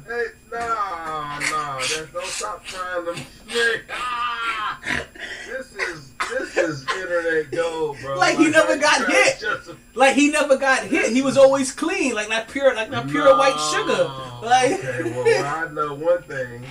No, he never. His name's Sugar Shane, not pretty with the light eyes. No, that's not. Oh, like this is out of order. This is pure out of order today. Hit the mallet. Yeah, but bro, he could never touch him in his prime ever. Like, okay, so let's talk about a couple people. Desecrate Mayweather. Let's talk about a couple people in his prime. Sweet Pea too. Ooh, that's my dude, Sweet Pea. Desecrate him in his prime. Like it's some people like any of those greats before him. Like I'm gonna tell you. Wait, no, one second. We gotta stop at Sweet. We gotta stop at Sweet. That small? I think he was, but I'm also trying to think. Was shit. I was trying to think if somebody else was that small as well too. Now, the De La Hoya would have got his ass handed to him. Bernard Hopkins, was he that small? Nah. Was he in that weight class? Man, you know what? Because he fought Sugar Shane Mosley, didn't he? coming up though. Him and Roy was kind of little. Right, Coming up. because So- I could have swore Bernard Hopkins fought Sugar Shane Mosley at one point in time. If they did, that means Roy was that small. And he would have definitely been able to fight with Roy. Ooh, Roy so would've tapped his ass. okay, so we're looking at a couple people, right? And we don't know if they were able to catch weight But or not. Roy ended up getting big. Him and Bernard was like they were Yeah. almost like Yeah, Roy Jones Jr. heavy. Yeah, They was high. They was almost light heavyweight at one point. they got up there. They did. So they they did. may have been that small coming up, but they got big. Mm. Definitely Bernard. You know his big strong ass. You know that big strong. Man, Bernard Hopkins. Like I remember, like I remember Bernard Hopkins in a weird way. The beginning of Bernard Hopkins' career, I remember it being very similar to Floyd Mayweather's career, where these motherfuckers were champions for like a decade and nobody wanted to fight them. And who? Mayweather? Bernard Hopkins and Floyd Mayweather. Man, stop! Everybody want it. Oh my gosh! I'm not. Listen. Everybody wanted to fight Mayweather. He didn't want to fight them. In the beginning? No. Towards the end when he got more calculated. His fight. Like the second 25, like, see, it's almost like it's in the middle and the end. no, the first 25, he was a little bit, he was just kind of headhunting, going after anybody, and then the back 25 is where he got more calculated. But still, in the beginning of his having his championship, I just remember like there being not much interest in him. Let's rephrase that. When he started acting like that. Like him and Bernard Hopkins, like for 10 years there was not much interest in them, and then all of a sudden, it's like everybody, it's like the world or the media decided like, oh, let's start following these guys. I remember Bernard Hopkins was murdering motherfuckers for a minute. Yeah, he was, but I don't know. Robin here, Junior, that's the homie. He probably know. I think he know boxing. He could tell. He could probably tell us. I don't know what. I think they came in middle class though, for real. But let's go back to Sweet Pea. Like I'm gonna throw out a name. Oh man, I'm gonna throw out a name out he's there. one of the most underrated ever. Listen, I feel like what happened, like Sweet Pea was like Earl the Goat, Man the Goat. right. Like to throw a name out that people may not know, but he could have been the greatest if it wasn't for that goddamn white girl or that goddamn needle. Man. Like shit. Like yeah, man. Earl the Goat, Man the Goat, and Sweet Pea Pernell. He was great, bro. He was great. Oh, you know who would have beat him up too? I feel like Prime Trinidad would have beat the shit out of Mayweather. So okay. So now we see. I'm curious about how this goes. I am real curious about how deep we can get, because I also feel like people before him would have whooped his ass too, right? Like Who? like Sugar Ray, like the original Sugar. Oh yeah, Sugar Shane would have did. He would have. He showed it. Not Sugar Showed Shane it Mosley. that fight. No, not Sugar Shane Mosley. Oh, The other Sugar. Ray? Sugar Ray. Yeah. Oh, well, yeah. He the greatest at that division probably. Like he's probably nobody better than him at that. Like he's not nowhere near that guy. He's not because. Well, listen. We have to say that But because if if that small, I don't know, I don't know. but we have to say that he's not. And the reason why we what's that? What did Mayweather fight at? Like 140 something, didn't he? I'm gonna type this up as we look. Let's see. I don't know, man. I haven't followed boxing in 10 years on purpose. When Mayweather became champion, I stopped because that was the only division to watch. He started ducking people. I quit watching. It was no more boxing to me. He ruined it for me. That was Listen. about 10 years ago. So that's the reason why I guess I'm kind of doing this as well too, because we're trying to point out the people that Mayweather probably wouldn't Well, he have. did fight welterweight, so that I know. When I think about it, welterweight. Sugar Ray Floyd would definitely fought welterweight, right? I mean, lightweight. Okay, let's see here. So Sugar Ray fought in the welterweight, light middleweight, light heavyweight. Yeah, he was bigger than I thought he was. Goddamn. Yeah. So Because he fought Marvin. He had super feather, lightweight, light welter. So he was at what point he was smaller as him. yeah, so they maybe could have caught each other maybe like in the light welterweight maybe. But he wouldn't beat him that hard. Nah, he would have been too big for him. He would have been too big for him. Period. Anyway, yeah. But yeah, he would have been too big. So that's what I thought. No, not at the smallest though. But what he fought at? What's welterweight? I'll have to pull up the. I don't know off the top of my head. Let's see here. Welterweight weight. But part of the reason why we're doing this, right, is to point out because for a lot of people that don't know boxing a lot before Mayweather, right, and Mayweather was so polarizing. The visions either. Yeah, it also allowed Mayweather to also control like a lot of that narrative at the time, right? And also help his own case and say that, hey, I'm the greatest, I'm this, I'm 50 and la la la. But we all know that, and we even heard Mike Tyson say it. We like it doesn't matter like I give 50 and 0. There's some people that you did that you one, you're not the pound for pound or something. Mayweather fought welterweight to say, so he would have been able to fight. So we're talking about light welterweight is 132, welterweight is 147. So he would have been able to fight because he had to come up in light form. He fought welterweight and he fought. I mean, they got super welterweight and then they had welterweight. So he fought welterweight too. He had a belt at welterweight. Mayweather, I believe. He had a couple. I know he has the light welter. Well, so what I'm saying is that he had super feather, lightweight, light welter. He actually fought at 140 in the 140s. And welterweight is the 140s, like 140. You know what I'm saying? Whether 142, 147. That same thing Sugar Ray was at one point. Now he had to come up, I think, to fight. 140. Actually, no, he fought at 147 too. Sometimes, yeah. So yeah. Yeah, I was saying he had a belt at 147. I believe he had to because it was welterweight champion. Two belts. He had like two. So I remember that. I can distinctly hear Buffett in my head. You know what I'm saying? But what was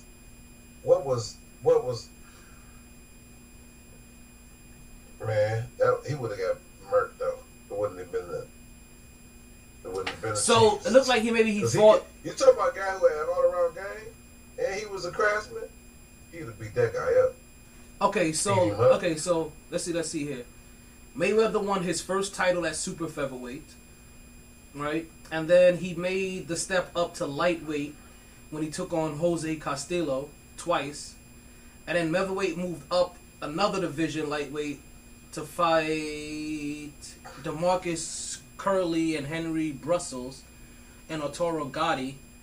Then he moved up again, and that's when he fought Zab Zuda at welterweight. Then he moved up again. Oh shit. Beating 6 division champions at WBC lightweight, light middleweight. Okay, this is when he fought Oscar De La Hoya, and then he would turn to welterweight and fight Ricky Hatton. So he got all the way up to light middleweight. Yeah, so actually, him and Ding would have boxed. They could have saw each other. Sugar Ray, and I think Sugar Ray would have whooped him. 5'10". So right now they call him about 5'10". Hagler would have beat the brakes off 5'10", 159. Hagler would have beat the motherfucking bricks and oil off his ass, like no question. Like and Sugar Ray, they're both better than Mayweather, both of them. Sweet Pea, ain't no question. Sugar Shane. So also Mayweather. Let's see, Mayweather's at 5'8", 150, and. Okay, and Sugar Ray about 5'10", 159. That's what they kind of had them listed at normal. Yeah, listen.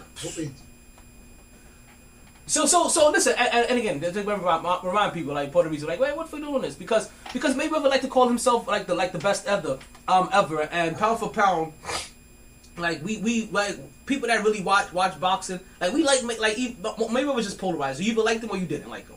You know what I mean? You either were entertained by him or you weren't entertained by him. You know what I mean? But his claim to being the greatest ever. Camacho? You think Camacho though? Camacho in his prime? What you think? He probably would beat him. Like, remember, there are some people he will probably just be too elusive for. Yeah, Camacho would be one of them. Like, there are some people he would probably be like the reason why we see Sugar Ray, is a good one because Sugar Ray will probably be just like Manny Pacquiao but bigger. Like, he's gonna catch him with all those punches and be just as elusive as Floyd Mayweather is. So Floyd Mayweather's gonna be. Down Floyd, they can get no chin. Yeah, absolutely. So we really gonna have to worry about like the early Floyd. He's gonna have to come out with some punches in his out of his ass. Well, no, Floyd do got a chin. I should say, but you can see you can hit him. Man, I can't believe that, bro. I couldn't believe that fight. That was one of the most unbelievable. Which one? Stints of not finishing I've ever seen in my life. Sugar Shane. All he had to do to hit that dude one more time hard. One more time, he was burnt. He was toasted. Listen, sometimes it's like that. Toasted. I watched the Sorry. I watched the MMA fight recently. I think it was last weekend, not this weekend that passed. Maybe the weekend before that. It may have been the Font fight, right? Was it the guy that fought Font? And he's fighting this guy, and so it's Rob Font versus Chino Vera, right? And Rob Font was basically like a boxer, and Chino Vera was a striker. And Font was dominating these fights, right? And just like cleaning him with his jab. You know, as boxers do. He really had a nice jab, but he had no chin. When I say like no chin, dude won the first round boxing. He won the second round for 4 minutes and 50 seconds until he got caught with like a left hook coming out of a combo, and the bell saved him. In the third round, he got caught. He dominated for 4.5 minutes, and then got caught with a leg kick, like some wheel kick. And for 30 seconds, the bell saved him. Fourth round comes around, right? And every round, Font is winning early, right? Because he's just working his boxing. And it takes like one little strike, one jab, one punch from Vera to just fucking have this guy looking like Glass Joe from Mike Tyson's Punch Out when he gets stunned. You know what I mean? Just has him stumbling backwards like right? And in the fourth round, Font goes down, and this time Font gets caught early, like halfway through the round, right? And you would think in every other round, Chino Vera jumps on him, right? In the end of the second round, he jumped on him. End of the third round, he jumped on him, and it was only because of the bell why this guy got saved. With 2.5 minutes left, you would have thought that Chino Vera would have done the same exact thing. No, this motherfucker caught a brain fart, allowed him to recover. Like, instead of jumping on him and just pounding him out, and if you would have pounded if you would have ground and pound him for 30 seconds, 45 seconds like you did at the end of those other rounds, but this time there would be no bell to save him. It would have been a consistent 30, 45 seconds. The ref would have stopped him. Instead, he stands up and he starts kicking at his legs. I'm like, you're literally allowing him to recover the one time when you actually have time to put him away. Shit just gets crazy. The striker don't mean your ground game is good. He probably didn't do it on purpose. Oh, no. He probably got up because he felt like he was winning and he didn't want to spend it. Was it last round? It was the fourth round. You said? Yeah, so he probably didn't want to spend that energy. He was already beating him. He knocked him down. He kicked him. He knocked him down. Yeah, I mean, drop him when he those punches. Both of their ground games are trash. Like, both of their ground games is pretty mediocre. But hey, he got him when you got him. I'm just saying, like, he got him to the ground in the second and third round, and he quickly jumped on him and was just raining down elbows and punches. You know how the UFC is sometimes. If you get on top of somebody and you lay down those quick strikes, quick punches, you get compromised in that position for 15, 20, 30 seconds. The ref stops it. And like I said, in the second and third, the only reason. A lot of energy though. You acting like he a robot, bro. To hop on top of that takes energy. And so if you don't finish that out and he boxing your ass up the next round and might knock you out. Okay. No, I can see how you say it. Like, because if he doesn't finish him, I'm already winning. if he doesn't finish him in those 2 minutes, Let's say they get back up to their feet with like 30 seconds left. They think dude's gonna go right back to his boxing. If you're exhausted, you got no real, you got no energy to block. You got no energy to dodge. You're just gonna be a standing target. He's gonna start picking you off. And oh my God, You gonna start knocking your ass out. I used to do that shit. I used to train for that shit for like a month and a half. I couldn't do it, bro. That shit's real. Oh no, listen, I did the same thing at Fort Bragg. You exhausted. Like I couldn't even last. First of all, I couldn't even last that long.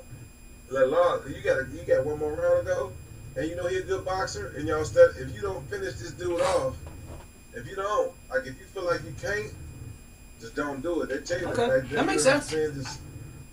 That is a valid point. And if you get awkward, you get ground game in that shit. And as I mentioned to you, outside of the punches that I just mentioned to you that sent Font to the ground, outside of that, Font is winning every single minute of every round behind his boxing. First round, it was just boxing. Second round, he was winning the fight for 4 minutes, the round for 4 minutes and 50 seconds. Third round, 4 minutes and 40 seconds. And in third round, it was 2.5 minutes.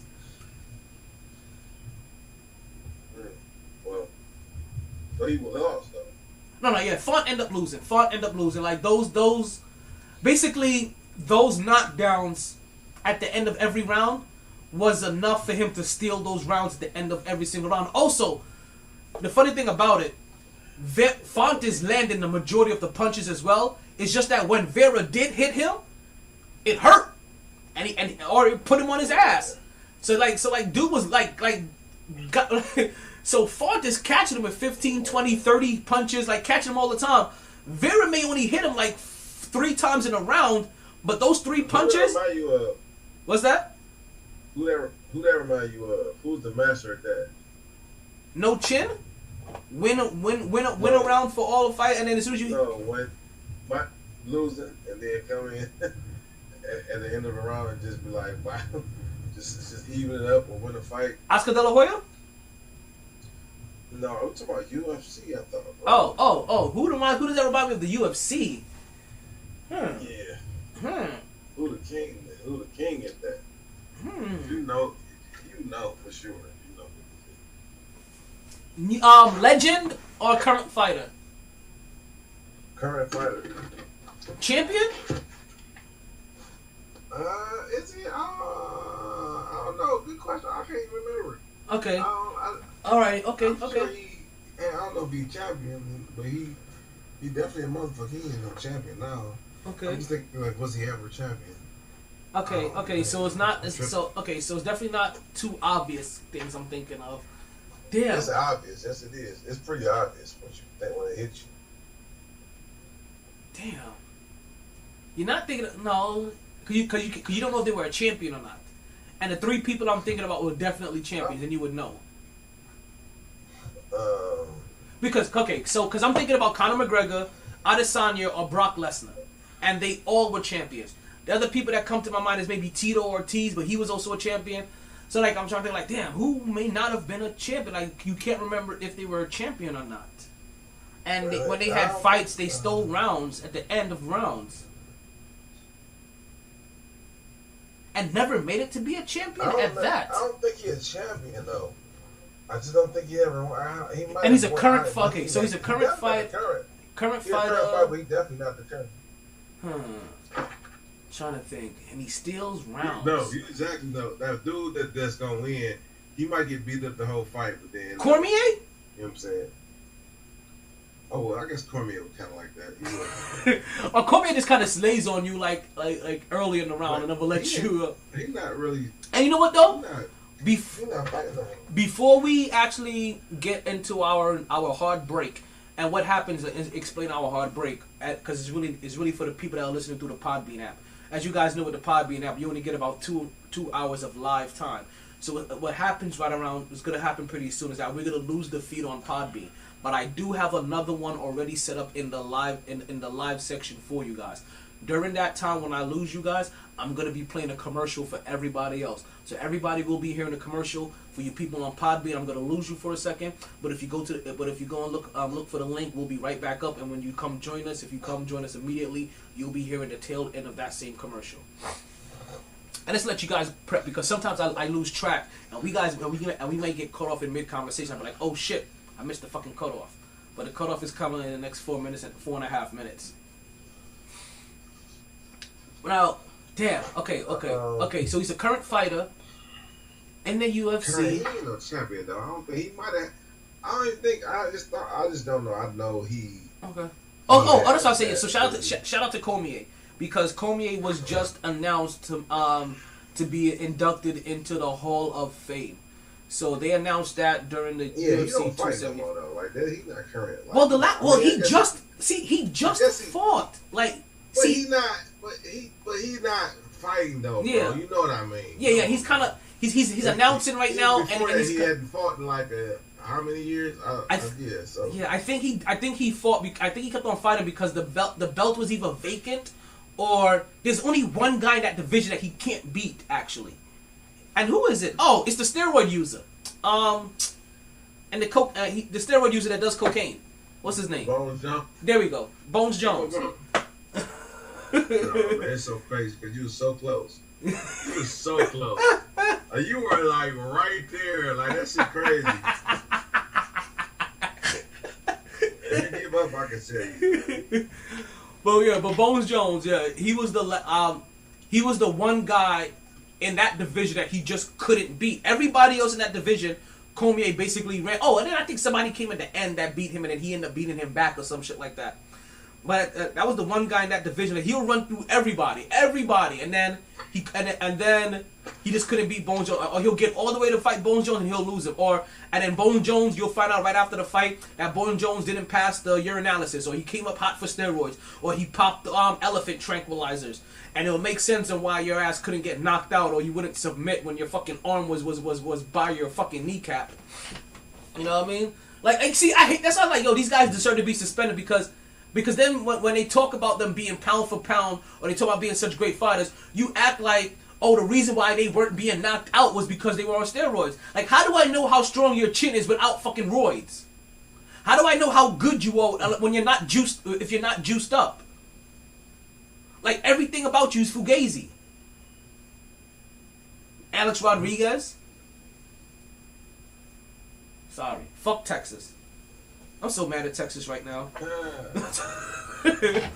Like, yo, because between that shit that happened to Chris Paul, right, with that Texas with that Dallas fan attacking him, and then that shit with the Houston Astros, and them beating the Yankees for a championship, and then very recently you had the fucking skipper for the goddamn Texas Rangers over here complaining about our goddamn park. We'll talk about that when we come back from our commercial break. But for right now, we're gonna play a commercial for you guys, and when we'll come back, we'll talk about those me just having beef with all the Derek fucking Lewis, Texas. bro. Who's Danny Lewis? What are you talking about? Derek Lewis, man. Who's that? The skipper? Derek Lewis? Oh, you talking about the fighter? Oh, Derek Lewis? Derek Lewis? My balls is hot. Oh, the fat dude.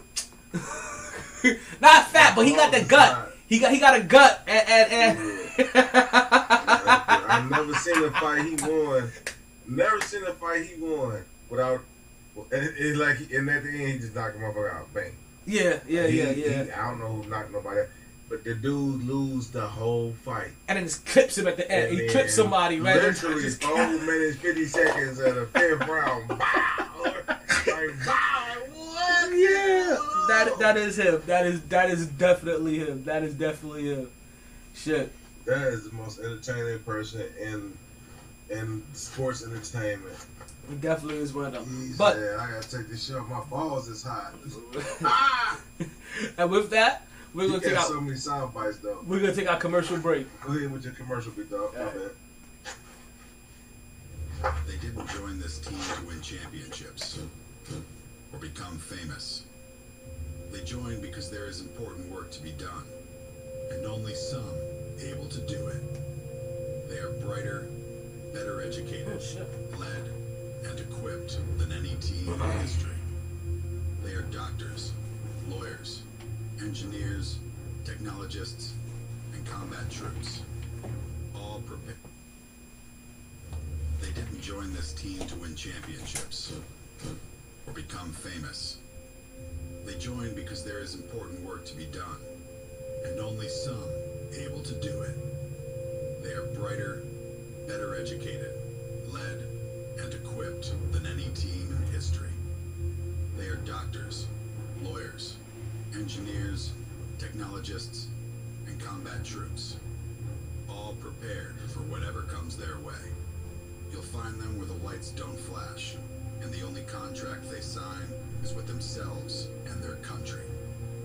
One day, they may be asked what they did to make a difference in this world, and they can respond, "I became a soldier."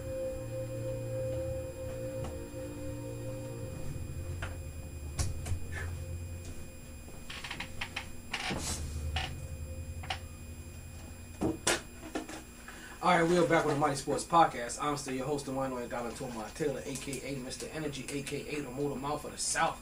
Thank you guys for still listening to the podcast. Everybody that's listening on whatever platform you may be listening to. I almost forgot I had this game on in the background. Alright? I really did. I almost really forgot that I almost had this game on in the background. So, man.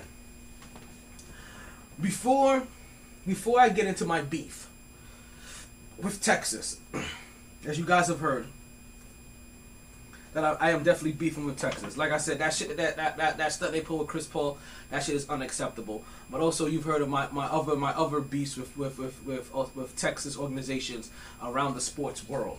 Before I get there,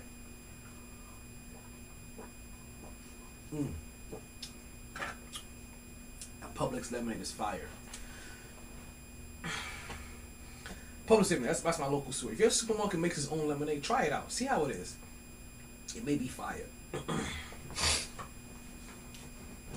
You know what? I think I'll leave this. Maybe I don't know what to do with this yet. What I have in my hand is the most important information in the boxing world right now. I don't know if I want to continue this boxing conversation a little bit more. You know what? I think I will. We'll save this for Wednesday. We'll pull up. We'll go ahead and talk about a couple of these pound for pounds. Maybe I even throw it into the trivia question. But right now we're in the final hour of the podcast, right? All right. This is what we like to call the sour hour. I'm joking. Listen, I'm only saying that because I know that ESPN's research and development department be listening to the podcast, right? And they like to steal ideas from me. Listen, you guys know I'm listening too, and I be stealing some shit from you guys too. No, I just be fucking with you guys. Okay, so I kind of forgot for a second that I had this game on. This is really crazy how these games are going. All right, this is really crazy how these games are going. So right now we have Memphis up on Golden State, 71-62. There's 11:23 left to go in the fourth, or we just started the fourth quarter, and Jordan Poole is on the foul line. 8-point game. Still has one more shot left to go. We saw it. I see that but Stephen Curry, he's currently on the bench.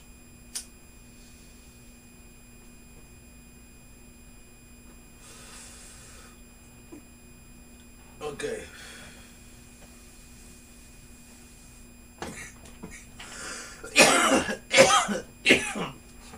So let's get into my beef with Texas, right? Let's get into my outstanding beef with Texas and let you guys go what's going on there. I have a beef with Texas, and it just constantly keeps on growing. It started a couple years back with the Houston Astros and their shenanigans when it came to them stealing a World Series from my Yankees. Then, obviously, this thing with Chris Paul recently, like, that shit really bothered me, right? Like, that shit was just uncalled for. You shouldn't be going after a man's family whatsoever, right? And then we all kind of know, that Texas, they may have some areas that may not favor all skin colors. You know Texas plays by its own rules, right? So whatever, Texas, we gotta be. I want all the smoke. You guys can see I handle my smoke well. We gotta do a job. Congrats on that shit. Got a couple new people coming up on the podcast. Actually, let's see. We're trying to remember to talk about that right after this. And obviously, as you guys know, as a New Yorker, right, that there's a team in the NFC that named the Giants that also shares a division with the Cowboys. So also they're like fuck the Cowboys. So right now it's kind of like fuck the Mavs, fuck the Astros, fuck the Cowboys, and now fuck the Texas Rangers, because their skipper wants to come out and say, hey, and listen, if you've been a baseball fan, you grow up knowing that every single stadium has its own dimensions, right? Like this is one of the idiosyncrasies and the allures of baseball, right? One of the things that makes baseball. So for somebody as a skipper that has grown up in baseball, played baseball, and now manages baseball, for you to complain about something as mundane and so small, right, and minute as the goddamn distance of the home run wall, when as a Yankees fan we've had to deal with the green monster damn near our whole fucking life. That whole shit in Boston, that giant ass wall that you couldn't hit a home run off of. That you really couldn't hit a home run off of. Like, that's that shit. But their skipper wants to come and complain and talk about that, the only reason why they couldn't hit that home, the only reason why he said in every other ballpark that's a home run. Right, or is no? What he said? It's not a home run. Yeah, he said in every other ballpark it's not a home. 99% of ballparks it's not a home run because of the size of the field. And the crazy thing about it, right? Not only was he wrong, he's double wrong. Not only because of the size of that field is that a home run, it's also a home run in 86% of the fields. In 26% of the fields in baseball, that same shot is a home run.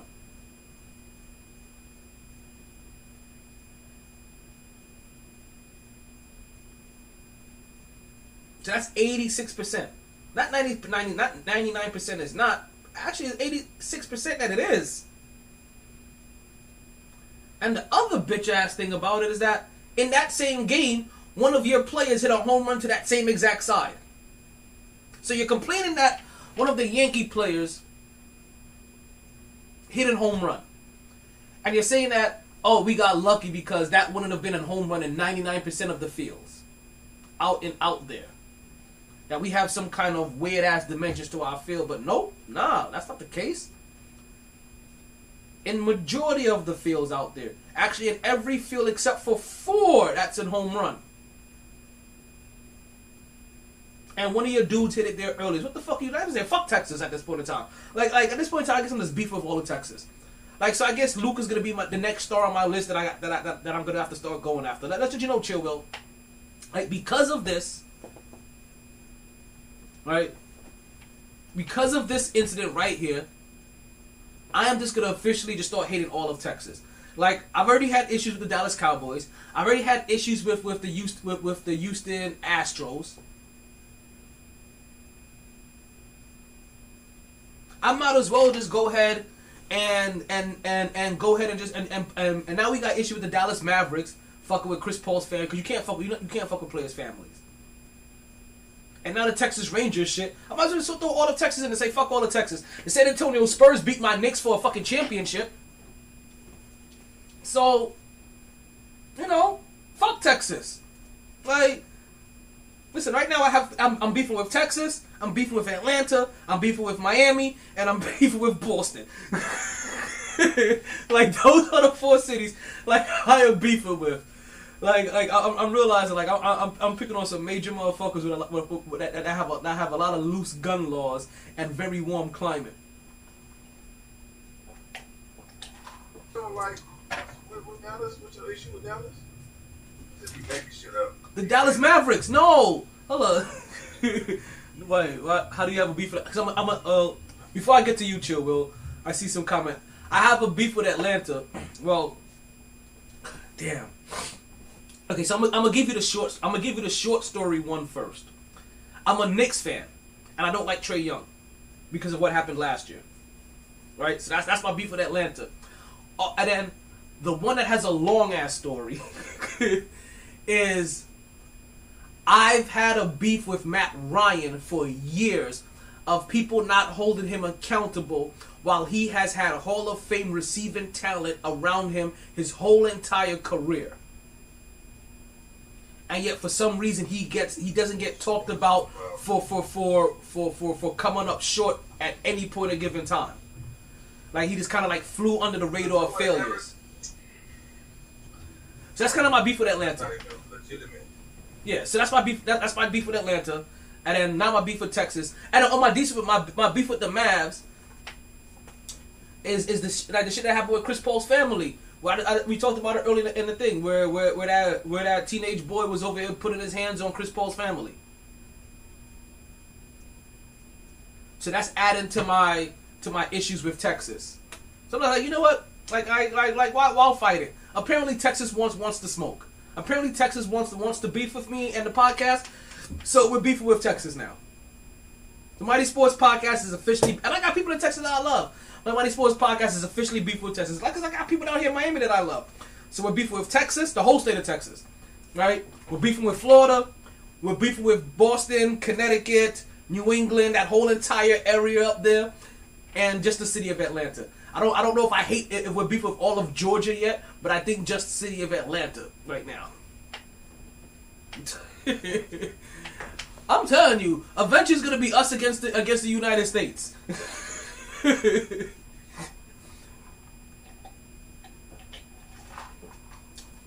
Every state that keeps trying to control women's bodies when it comes to these abortion laws, I'm beefing with you too. Like shit. I damn, I always forget her name. But Shorty died, and 1 year later. For states to make money though. What's that? I don't think that thing though. It's just gonna be actually. That right could just be another way for states to make money, man. It's probably go to another state to get an abortion. Think how much money you'll be dropping for that. Like, yeah, somebody gonna make some money off of that. Yeah. But Like, see, right, that is crazy. Yeah, like, see, I don't know. See, this is one of those things where I don't know if it's something that they're really trying to take away. It was just something that's always a hot topic for politicians to put their stance on because they know it's so polarizing that they can get votes or get support by being on either side of this. You know what I mean? Because really, really, it was one of those things like it really don't make no sense. Like, why the fuck are you trying to regulate anybody's body? Right, but I mean, that's another story. You're right, but I don't understand the Texas beef, bro. Like, and Matt Ryan shit, bro. Stop it, bro. He's not in the era of any legitimate superstar. Like, he was never that guy, so it's not even. Why would you hold him accountable? He made never listen. talked about it because he's never that guy. It's like saying Julius Randall and the MVP. I'm sorry. Matt Ryan was deemed Matty Ice. He was cool, calm, and collected under pressure. He's a quarterback that just went to the Super Bowl. You know, he was all like. I'm sorry. Matt Ryan has been held in pretty fucking high regard his whole entire career. Like, he hasn't been shitted on, but the fact that he hasn't been shitted on, they have talked about him very well. And I said, we got a caller coming up. I got you. Because with good coach, because with good coaching, you see what he could do. It wasn't his fault he lost the Super Bowl. You know what I'm saying? He put up how many points did he put up to win a Super Bowl? Or the defense gave up all that down. Okay, but after you scored 28 points, you can't put up 3 more? You can't put up another touchdown? Bro. You just stop scoring? It ain't his choice to kick a field goal. He also's passing the ball out there. He's still throwing it around. I'm just saying, bro. But he not Tom Brady, Peyton Manning. He's not even Russell Wilson. So that's why people don't hold him accountable, because he is just a fringe. They hold. All-star. They were holding Cam Newton accountable. They don't. They were holding Cam Newton accountable. Well, Cam Newton is not being held accountable now because he ain't Cam Newton. But he was, Cam though. Was Okay, so at the time that Cam Newton was being held accountable, Matt Ryan wasn't. Man, ain't nobody gave Matt Ryan a pass for dropping that 28. But they could see that it just wasn't that simple too. Like that's a debacle when you drop. I don't know, bro. I just know that Matt Ryan ain't nobody. Cam Newton was, at one point, people considered him better than Matt Ryan, right? And at one point, I think they considered Matt Ryan better than Cam. Listen, I put them both in the same boat. Like, you know how I feel. It was nothing personal against Matt Ryan. There was just a time out there when every loss, they were calling for Cam Newton's job. And after every loss, I didn't hear them calling for Matt Ryan's job. Cam Newton didn't have Hall of Fame receivers. Cam Newton didn't have Hall of Fame receivers around him his whole entire career. Matt Ryan did. And they both made it to a Super Bowl. Matt Ryan's failures stick out a whole lot more to me when you have those kind of talents around you versus what Cam Newton had around him. The best thing he had around him was Steve Smith at the end of his career. Mm-hmm. But I don't see Peyton Manning complaining. I don't see Brett Favre complaining. I don't see Tom Brady complaining. Complaining about what? I'm not. Well, they're receivers. They're not complaining. I'm the one that's complaining. I'm saying they didn't complain because they made them receivers. Tom Brady's best receiver at one point was fucking Deion Branch. Deion fucking Branch. Okay. So what I'm and also, if you great, you gonna make other people great. If you a great QB, what you do, you make other people great. Great, and Matt Ryan wasn't making, and that's what I'm saying. Matt Ryan Hollywood probably go to Pro Bowl if he healthy, stay healthy. So that's what I was saying. Matt Ryan wasn't making anybody great. He had great wide receivers around him, and anytime they came up short, he was flying underneath the radar. But yet, other quarterbacks that has done the same thing that he has done, that doesn't have any of that talent around him, was being held more accountable than he was. You saying he was throwing more yards than Cam Newton? You ain't never see him.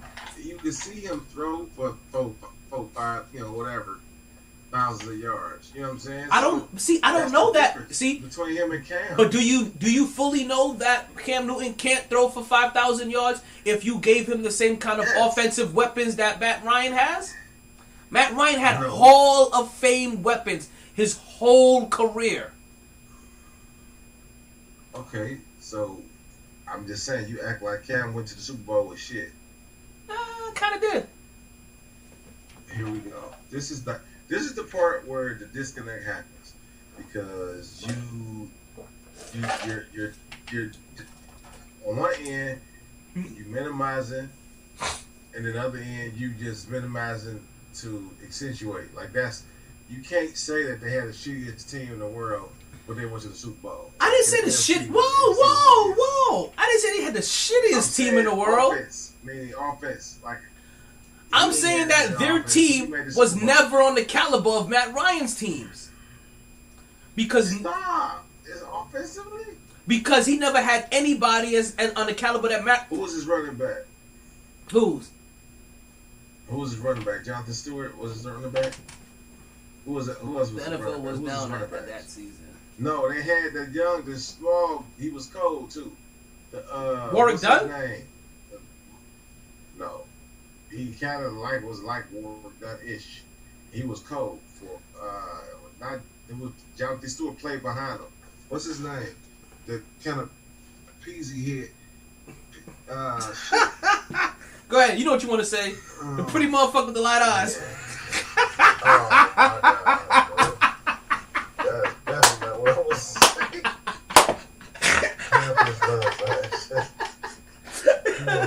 say some homo shit like, you know, everybody's not thinking like that. Panthers running backs. Oh my god. I forgot his name. I already forgot his name already. What was his name? Sugar Shea Mosley. There we go. Oh shit. Carolina Panthers. Oh, You man. know the dude. I probably do. I just listen, man. Like you understand. Like it's one of those things I haven't had to think of. I haven't had to think of Carolina D'Angelo running. Williams. Who? Yeah, D'Angelo Williams. Ooh, he was a fantasy football monster. He was the monster. Period. So he had. And what was his tight? Who was his tight end? It was a beast. Because that's how you have to build these teams. Do you think it's a coincidence that you looking at Cam or Lamar Jackson or whoever people that's like him? I already know what you're about to say. Like, I already know what to say. You think that's a like these guys have two great. They have two good running backs. They have a full back, two tight ends, and one receiver. And these guys also always lead the league at least 1 year in rushing as a quarterback. Yeah, right. Do you think this is a motherfucking? That's not a mistake. No. I knew you was going with that. I was just like, yo. And the Golden State Warriors are within 1 point, 89-88, with 4 minutes and 5 seconds left to go, and some white boy dressed like old school is losing his mind. Yeah, so he had Jonathan Stewart, D'Angelo Williams, and somebody else. He had, I forgot. But either way, that's a hell of a backfield. It ain't nothing to scoff at. Who was they tight end? Was fucking awesome. Wasn't nothing for years. Wasn't nothing to scoff at. The defense was awesome. Wasn't nothing to scoff at that point. Ooh. He just didn't have no outside help. But he did have. Did he have Jackson? One of them Jacksons at one point. He had Ted again. Yeah, I think he had Ted again. Oh, Ted again Jr. Yeah. Did he have Michael Crabtree as well? Yeah. So. No, he didn't have Michael Crabtree. My point is that you give those guys to Tom Brady. Watch what happens. You don't sign Peyton Manning. Watch what happens. No, you have to give those. No, that team right there, you have to give to Tom Brady and to Bill Belichick. Oh my God! If you just give it to Tom Brady, Tom Brady's also gonna have to add Vashawn Leonard. He's gonna have to add Gronk, and he's also gonna have to add Antonio Brown just to make that team better. He's gonna have to add like three more bona fide Hall of Fame talents just to make it look good. Whatever you want to hate on, Peyton Manning, Brett Favre, they made dudes. You're right, they did. Dudes was good, but they made them household names. They made Amendola, what's the other, Wes Welker. All those guys. I was just talking about all those little 5'8" white slot wide receivers. Wes Welker, Amendola, and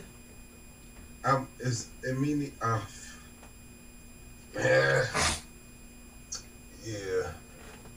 My allergies acting. What fuck his name is? Mine's is too, bro.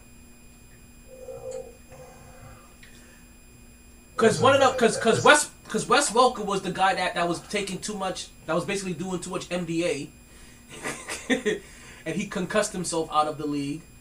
Was Amendola the one that caught that? Edelman. Julius Edelman. Wes Welker. You had who else? You had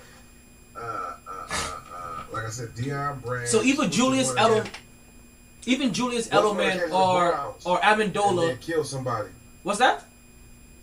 What was the one that came to the Browns and killed Dante Stallworth? Yeah, Stallworth, didn't they? They had I thought you was talking about Aaron Hernandez. Troy Brown. They had him too, though. They had him. Troy Brown, them, all of them. That's ridiculous. That's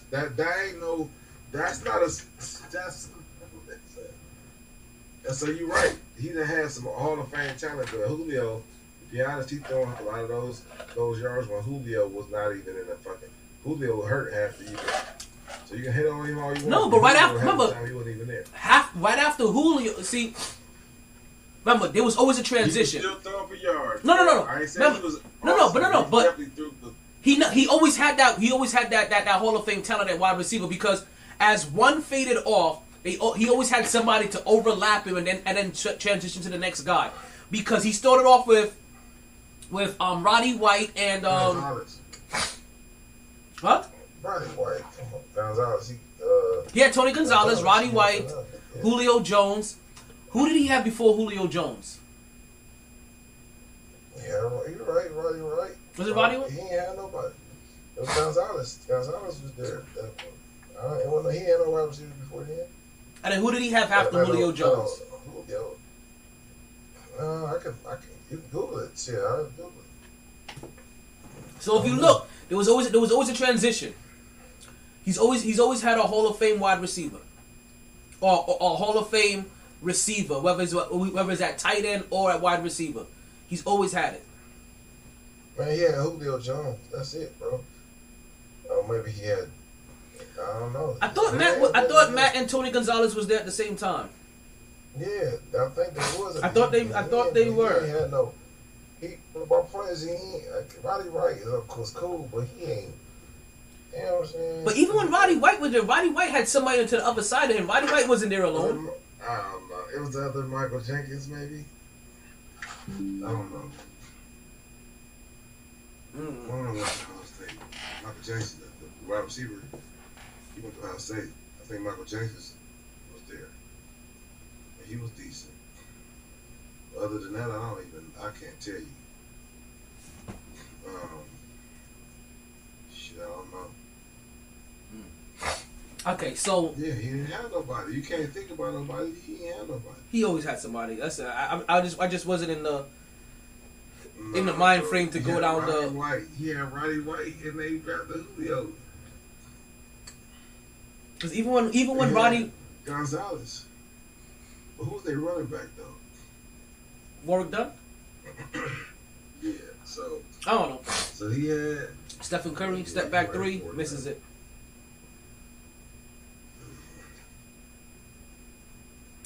I don't know.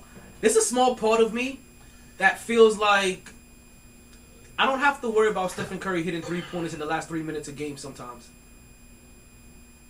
Because he ain't Kyrie in the last 3 minutes of games. Kyrie hits one shot in the last 3 minutes of a game, and he's the suddenly he's the greatest closer of all time. Oh man, this dude ready to hate. He just has it in his blood today. He just ready to hate. He just ready. Listen, I am pre-programmed to hate, okay? hate. I hate you. I don't even know who you are, and I hate you too.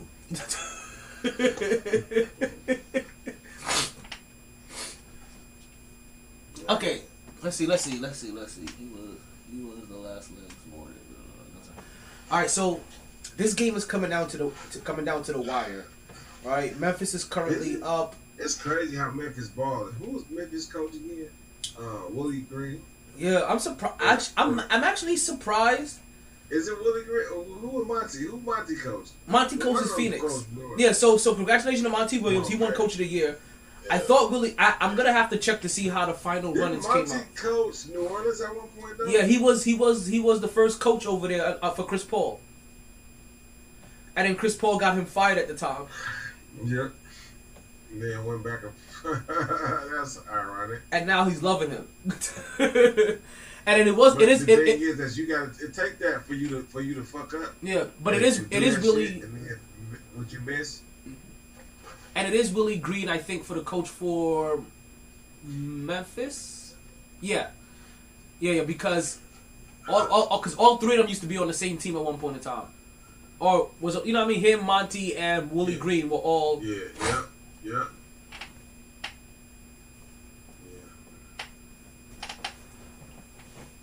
Yeah, that's a hell of a coaching tree. Is that the Monty? That's the Monty coaching tree. Right now. Oh, that's only two. You can't. You said him, Willie Green, and somebody else. Oh, you talking about CP3? Yeah, CP3 all on the same team. Yeah. And if CP3 ever becomes a coach, you know that. Oh, you know, I think he will. He come out and be a head coach. I feel that too. Yeah, and he'll be do better than Nash because he actually plays defense. And I feel like he'll go to. You know, what's be funny? They sent him to Oklahoma City too, for some odd reason. Yeah, I think For like his first team? transition straight to a head coach. He gonna get on. He gonna be on somebody's panel for a little bit, but then go straight into coach. So, if everything remains how it is right now, right, with Memphis leading, and Memphis is winning right now with no John Morant, all right, 93-9. Now the game isn't over yet, so we still got enough time for them to come back. But I didn't think that even this late into the game, because Golden State has been struggling to even take the lead. They've been playing from behind this whole entire game. So they're trying to overtake the lead and they're trying to close out the lead and overtake them. They have Memphis? They're in Golden State.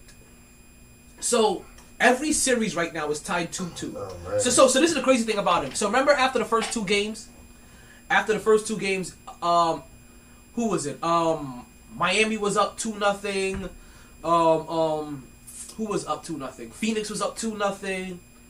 And then I think Golden State had split, and also Boston had split. But even after the 2-0, and even after the split, a lot of people had wrote Philly off. A lot of people after Boston lost that first game, people started writing Boston off. People started writing Memphis off. People were writing Dallas off after their first two losses. I remember I was telling you, like, yo, whoa, pause. Like, playoff, is that a charging foul on Stephen Curry? No, they didn't call him for the charge. Did they call him for the charge? I feel like he was out of control. No, he didn't get there in time. That's not a charge. That's not a charge at all. Alright, so look at Stephen Curry just drew a foul as Bane just kind of threw himself into him. So with 45 seconds left, Stephen Curry's going to the line. He makes the first one to tie the game, and this next shot will give them the lead. Okay, so remember after those first two games, I'll tell everybody like to kind of pause and relax, because the first round, it's a lot harder for me to stick by this statement that I kept on making. That after the first two games, don't get overexcited, right? The first round is usually a lot more lopsided because you're talking about 1-8 matches. You know what I mean? 2-7 matches. You know, 3-6s, 4-5s end up being a little bit more tighter. But by the time we get to the semis, that home cooking means something. Flying back home and going back in front of your home crowd means something. And we're seeing it here. Like we've seen it so far, at least half of these series, right? They counted out Dallas. Dallas came back in the next two games where, based off of how they're playing, the shift is already starting to happen now the other way, right? And that's really how so much the recency bias plays along, where the home team that wins the first two games, right, gets the majority of the country start to yell at, oh, they're about to blow it up. This is about to be a blowout. This is about to be a sweep. We don't see how they're going to win this. And then they go back to the other team, and then they go back to the other team's home. And, well, did they call that foul on Bane? Another one? As he pushed Stephen Curry in the back on a rebound? He did. That is a loose ball foul. And are they sending him back to the line? Are they in the bonus? As Golden State already has a 1-point lead. Like, Stephen Curry has not been making his 3-point shots. But he definitely make those free throws.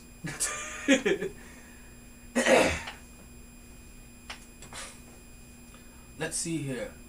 Okay, Stephen Curry makes his first shot. The game is 93-95. There's 25.9 seconds left to go in this game. If the Golden State Warriors win right here, they'll be the only team so far to go up 3-1. Every other series is tied 2-2. As we've been over here talking about it, right?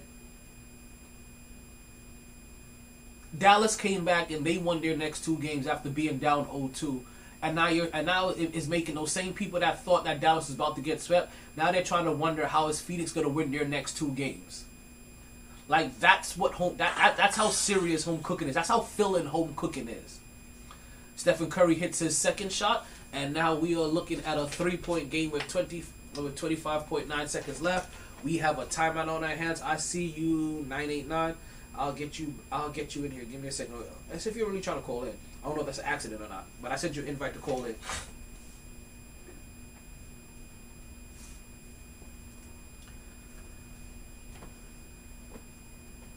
What's going on, 989? You have some things you want to get off your chest? Welcome to one, thank you for listening to the podcast, and thank you for calling in. Do I have to push the button? No. Yeah, you're good. So, Yes. yeah. Alright. So, the NBA is not used to be the NBA. Straight up. I haven't watched the NBA since 2001. Well, I can agree. Like the NBA, like almost all sports, they go through their evolutions and their changes, and you know Yeah, I know. I tried to get into it, and I'm a diehard Laker fan. Diehard Laker fan. And I'm just like, oh my god. You know? So it's like there's nobody gonna be better on the court. I mean, I know we know we don't like Boston Celtics, but Larry Bird and Magic Johnson is still the show. That is the show. You know what I'm saying? I mean, if you go back and watch their style of play compared to now, I mean, it's like, oh my gosh. It's always three-pointers. The game has changed, yes. I'm gonna tell you. You know what's funny though? I'm gonna tell you this. Magic and those Lakers teams, right? They can play in this era. Yeah. Oh, you darn right. But even the Boston Celtics. They could definitely play in this era. And the thing about it is that, as you guys know, players adjust to. So Golden State Memphis just made their field goal, a quick field goal. So they have cut this back down to a 1-point lead as they made a layup. It's 95-96. Stephen Curry gets the ball on the inbound and they foul him really quick. So there's 19.5 seconds to go as they send Stephen Curry back to the line. No, listen,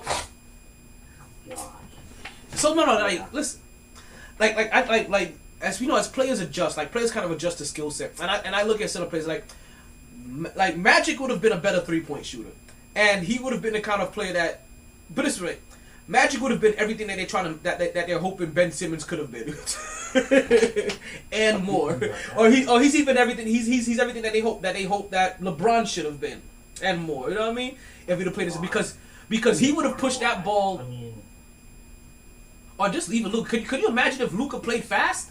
Like that's what Magic is, in a weird ass way. Because he would push that ball up and down this goddamn court. Half of them wouldn't been able to guard him. He'll be like he'll be a better skilled Draymond Green. Yeah. Yup. Oh, they just shot a 3-pointer. They did not call the foul. Golden State gets the ball back. That was blocked. It looks like Stephen Curry has the ball again, and they fouled him again. 3-point lead. 3-point lead, you don't foul him.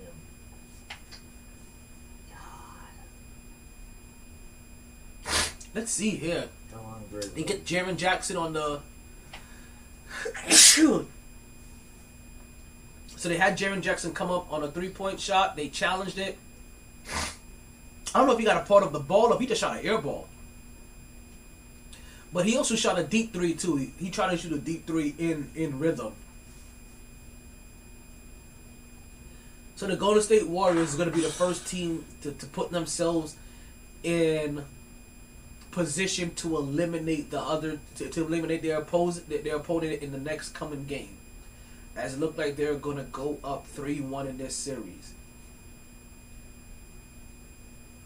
Right. And Memphis, and it's going to be heartbreaking for Memphis. And they're probably not going to, most likely they're not going to end up coming back from the end of this series. They're going to be down 3-1. I don't see this Memphis team beating this Golden State team. This is just one of those things that happened. It sucks that Ja Morant had to go out injured. You know what I mean? He re-aggravated a knee injury that he was already suffering from. So he's sitting out this game, and his team a team that managed to go, I believe, 26-2 without him during the regular season or some crazy number like that. You know what I mean? They just couldn't. They just fell short against. What's that? It was. Oh, okay. It was supposed to be. Yeah. You know, they just couldn't. Yeah, they just couldn't. They just couldn't make this. Couldn't come up with this game against Golden State. Now the crazy thing about it, based off how these playoffs have been, depending on when this next game is and how much rest they get, this could still be a 6-game series. Because if John Morant comes back and plays for the next game, I could very easily see them winning their very next. See Memphis winning their next game. You know what I mean? And as they go back to Memphis at that, you know what I mean? And them pushing this to 6 and having to win this in Golden State. So this very much can still go to 6 games.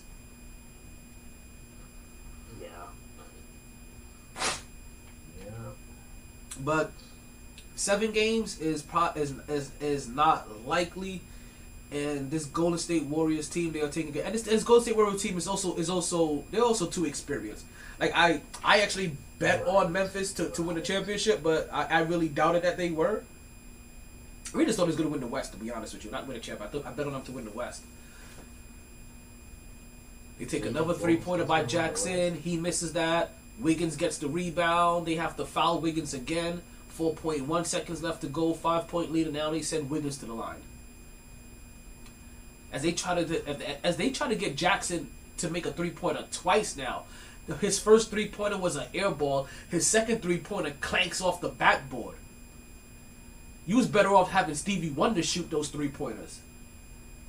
Yeah, no shit. Oh, and as they're showing a close up of Mike Brown, congratulations to Mike Brown, as he has been signed a 4-year contract to be the next head coach of the Sacramento Kings. Really? Yes. And you see Mike Brown coaching for the Golden State Warriors right now, and that's because Steve Kerr is in COVID protocols right now. Right. So they also won this game without their head coach. And it was crazy because, you know how we were talking about fighters? As Desmond Bane makes a 3-pointer at the end of the game and banks it off the rim. And that's who they probably should have had taking these shots. That's probably what I didn't understand. Was they had Jackson Jr. taking these 3-point shots, all right, to close out the game, but he's not their best 3-point shooter. He's just their tallest 3-point shooter. He's not Kevin Durant with his shot. He's just their tallest guy. Oh, no. Their best 3-point shooter is Desmond Bane. So I'm surprised that they didn't try to find a way to get Bane open to try to get him some shots, as you see him banking a 3-point shot at the end of the game. He probably should have been the guy taking some of those shots. Not saying he probably would have made both of them, but he probably would have made one and probably would have made things a little bit more interesting. But Jared Jackson's taking those 2 shots, one an air ball and one off the backboard. He is not the guy right now that should be closing for you. At least when it comes to your team needing that kind of shot. I don't know what they've been doing the regular season, and I think I've been pretty much watching in the regular season. I don't remember Jared Jackson being the one called up for those late game scenarios or for those late game shots. Those were going to Bane.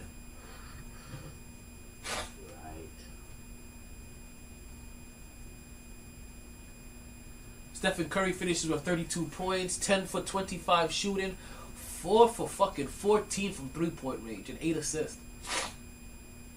Only player in NBA history with 500 plus 3-pointers. Okay.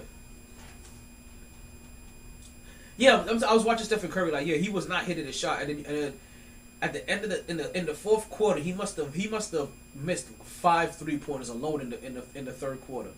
I'm not in the third quarter, but in the fourth quarter.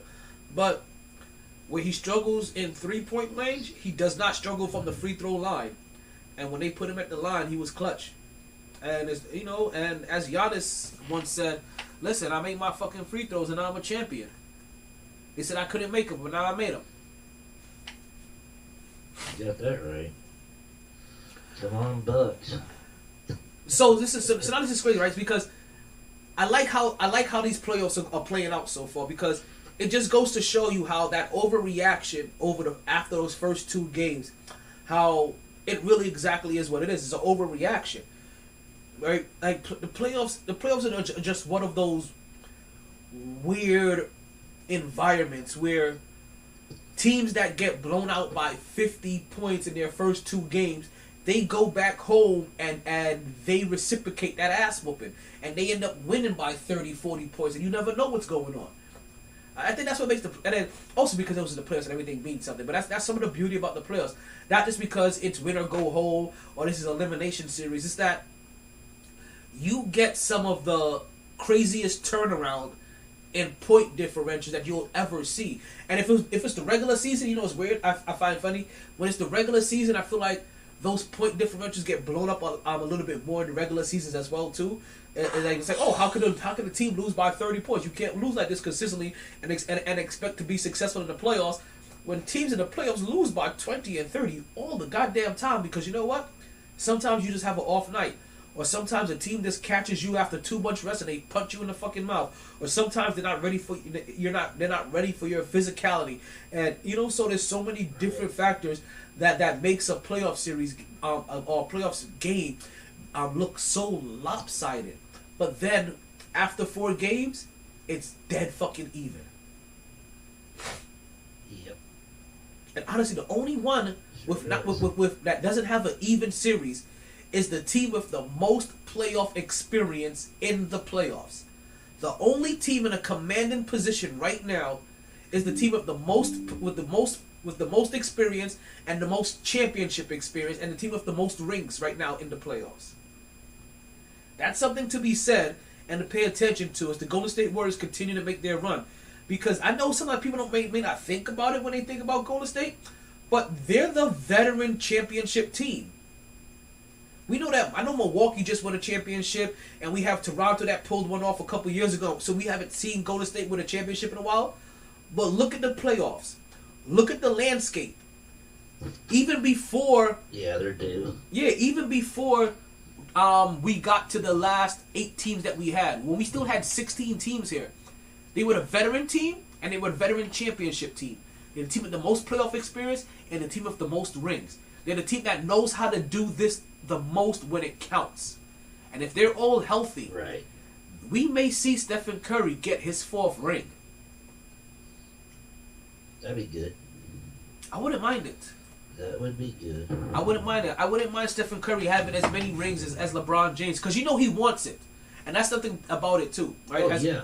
Let me see. We're coming out to the last 10 minutes of the Well, how podcast. many does LeBron James have? He has 4. 3? LeBron James has 4. He has 2 in Miami, 1 in Cleveland, and 1 in LA. Oh, that's right. He won with LA. Yeah. That's right. In the bubble. So. Yeah, that one don't count. That one does not count. Listen, Come on. Listen, nobody counts it, but you know what they say, like it's you know what though, the bubble is like taking gym class in high school, right? And while it may not count, it adds to your GPA. Right. That's what it is. Like nobody is looking at it like you did anything for real, but at the end of the day, it adds to the GPA. He has 4 rings, and you know Stephen Curry. Like Stephen Curry has people don't look at him sometimes as probably as that kind of competitor, or they overlook him sometimes as that kind of competitor. But Stephen Curry is very competitive, and he wants to be tied with LeBron. I don't know this for sure, but I feel very safe saying this. And if any part of me is lying, then OG Charles Oakley could come down here and smack me right now. But I have a feeling that Stephen Curry wants to tie very badly. Yes, wants to tie LeBron James in rings, and if he can, surpass him in rings. Because he can. Imagine this. He's got the team around him. Imagine this, right? All He's this talk that we back on the field. He is. See, so Yep. what LeBron is gonna have? How long has Stephen been in the season? I mean, in the NBA? Ooh, since Curry. Since 2000. He's going 7 years. No, 7 Steph. years No, at least. Steph. Wait more than that. I think he's at double digits already. He should already be at double digits. He should already be like 10 years in the league. He's been in for. He's hell of a basketball player. Yeah. No, he is. So it's going to be crazy. Clean too. So LeBron James with 4 rings is going to have the all-time scoring record, and Stephen Curry with 4 rings is gonna have the all-time 3-point record, and we're witnessing that as we speak. Like, we're gonna be seeing these two things happen in real time. Like, we're watching living legends. That's what I'm trying to let you guys know. Like, sometimes, like, as much as I like, some people may not like Stephen Curry, and even I don't. And some people may not like LeBron James, like me. But you're still, at the end of the day, watching greatness happen. Like, the things that people are gonna talk about for the next 20 years in the history books, or as things that happen that they can't believe happen, or we may never see broken again. We're witnessing. We're seeing right now happen. Oh yeah, and it's incredible, but it's also incredible to figure out where they're gonna try to place these guys in history. Because I'm one of those people that I put Stephen Curry above LeBron James in history of the NBA. Oh yeah, by far. So I find it interesting that if Stephen Curry gets to that 5th ring, LeBron James. I mean, LeBron James. He does get off the court too, but when he needs to show up, he hardly ever shows up. He has on certain games. Yeah, LeBron James, he has had enough questionable moments for you to. But listen, but you know what though? As much as his moments are, they're not as bad as Kevin Durant's. They're not as bad as Chris Paul's. They're not as bad as so far as Jason Tatum's. Like, he's had some, but also these guys weren't considered. Outside of Kevin Durant, nobody has been considered the best in the league. You know what I mean? Like, LeBron James has been holding that mantle for a while, so everything he does gets hyper scrutinized. But so he can't have those kind of. He can't have a 7-point NBA playoff game like Jason Tatum can. He can't. He'll never like. There's stuff now he can't outlive. He can't outlive games where he puts up 36, 8, and 8 because he made a bad pass at the end of the game. You know, like, so it's weird. Like, LeBron James, he really is held to the highest of standards. Right. And yet he is very easily passed by. He's very easily passed by Curry, because Curry revolutionized the game. Like, the 3-pointers that you either like or you don't like, Stephen Curry. Like that, I guess that's the polarizing part about Stephen Curry. I like the 3-point shot all the time. It's just like, if you have a chance to go to the hoop, go to the damn hoop. Stop passing around. Oh, he's got an open shot. He needs his blockbuster shot. And it's like, stop. Go to the hoop. You know, you actually remind me of a shirt a shirt idea that I have that I need to make up. That I need to make. I can't tell you, obviously, because it's a hell of an idea. But there's a shirt that I do need to hurry up and start making, based off of that same philosophy. I perfectly understand. We have just about 3 minutes left. It does get crazy and frustrating that it is the first option, but a lot of times put it this way. It's one of those things that. But if you're two guards on the, if you have a shooter on the left side of the key and one on the right, and they both miss it, and all of a sudden then the center didn't take the advantage to go to the hoop. What the hell? Go to the hoop, get the foul. Exactly. So or get the shot and get the 3-point shot. Yeah, it's the analytics part of it. So this is part of analytics that I don't like, because analytics say that, hey, you're wide open there on this fast break, take the 3-point shot. It's just as high as a percentage, or just about as the same percentage if you try to drive to the lane and you have one defender on you and you're trying to make that contested layup. Like, that's the thing. But also, what they don't put into play is how often are you going to possibly get fouled so you can go to the opportunity to go make a free throw shot. How much that foul plays to your opponent being more timid about their play based off how many fouls they have, or that team being more timid in their play based off how many team fouls they have. And also, what analytics don't take into account is not everybody is fucking Stephen Curry or Klay Thompson. Right. To take that shot. So that's all the things that say analytics only look at. Hey, taking a wide open 3-point shot on a fast break gives you the same percentage as taking a contested layup. But then they don't put all the other shit into it that gets added. If I try to make that layup and I get a foul on my defender, how that changes up my defender, and that team either now or by the time we get to the fourth quarter when things start to tighten up and matter. And the fact I don't got the two best fucking shooters on my team as teammates. I got guys that shoot a easy 40% lower than them. And those guys still take a lot more mid-range shots than people even realize. But folks, we're down to about the last 90 seconds of the podcast, so we're going to go ahead and end things here. 989, I do appreciate you calling into the podcast. We are here every Monday, Wednesday, and Friday night from about 8:07 p.m. to about 11:07 p.m. We're running a little bit later today, but I do appreciate you. So we all on East Coast time, so the times I gave you are Eastern Standard Time. Everybody that has joined the podcast, I do appreciate whichever platform you decided to join the podcast in. As my boy Toby and Wingway likes to say, I hope you continue to catch a wave that never subsides. As I like to say, turn yourself into the kind of person that you would want to work for you.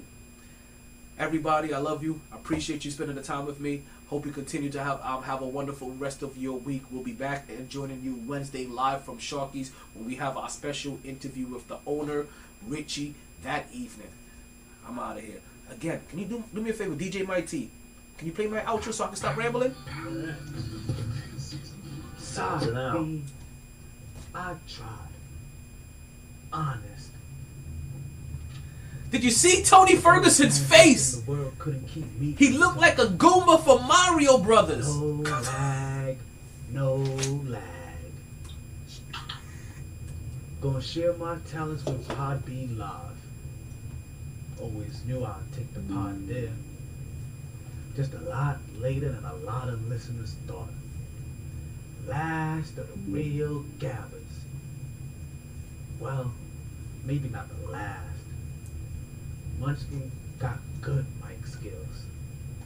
New, improved MyT podcaster. Potted down now. Last call for drinks. Bars closing. Sun's out. Heard the casino got a buffet breakfast. Don't wanna go far. Wild night. Can't believe it. Tired, B. These games are crazy. Tired.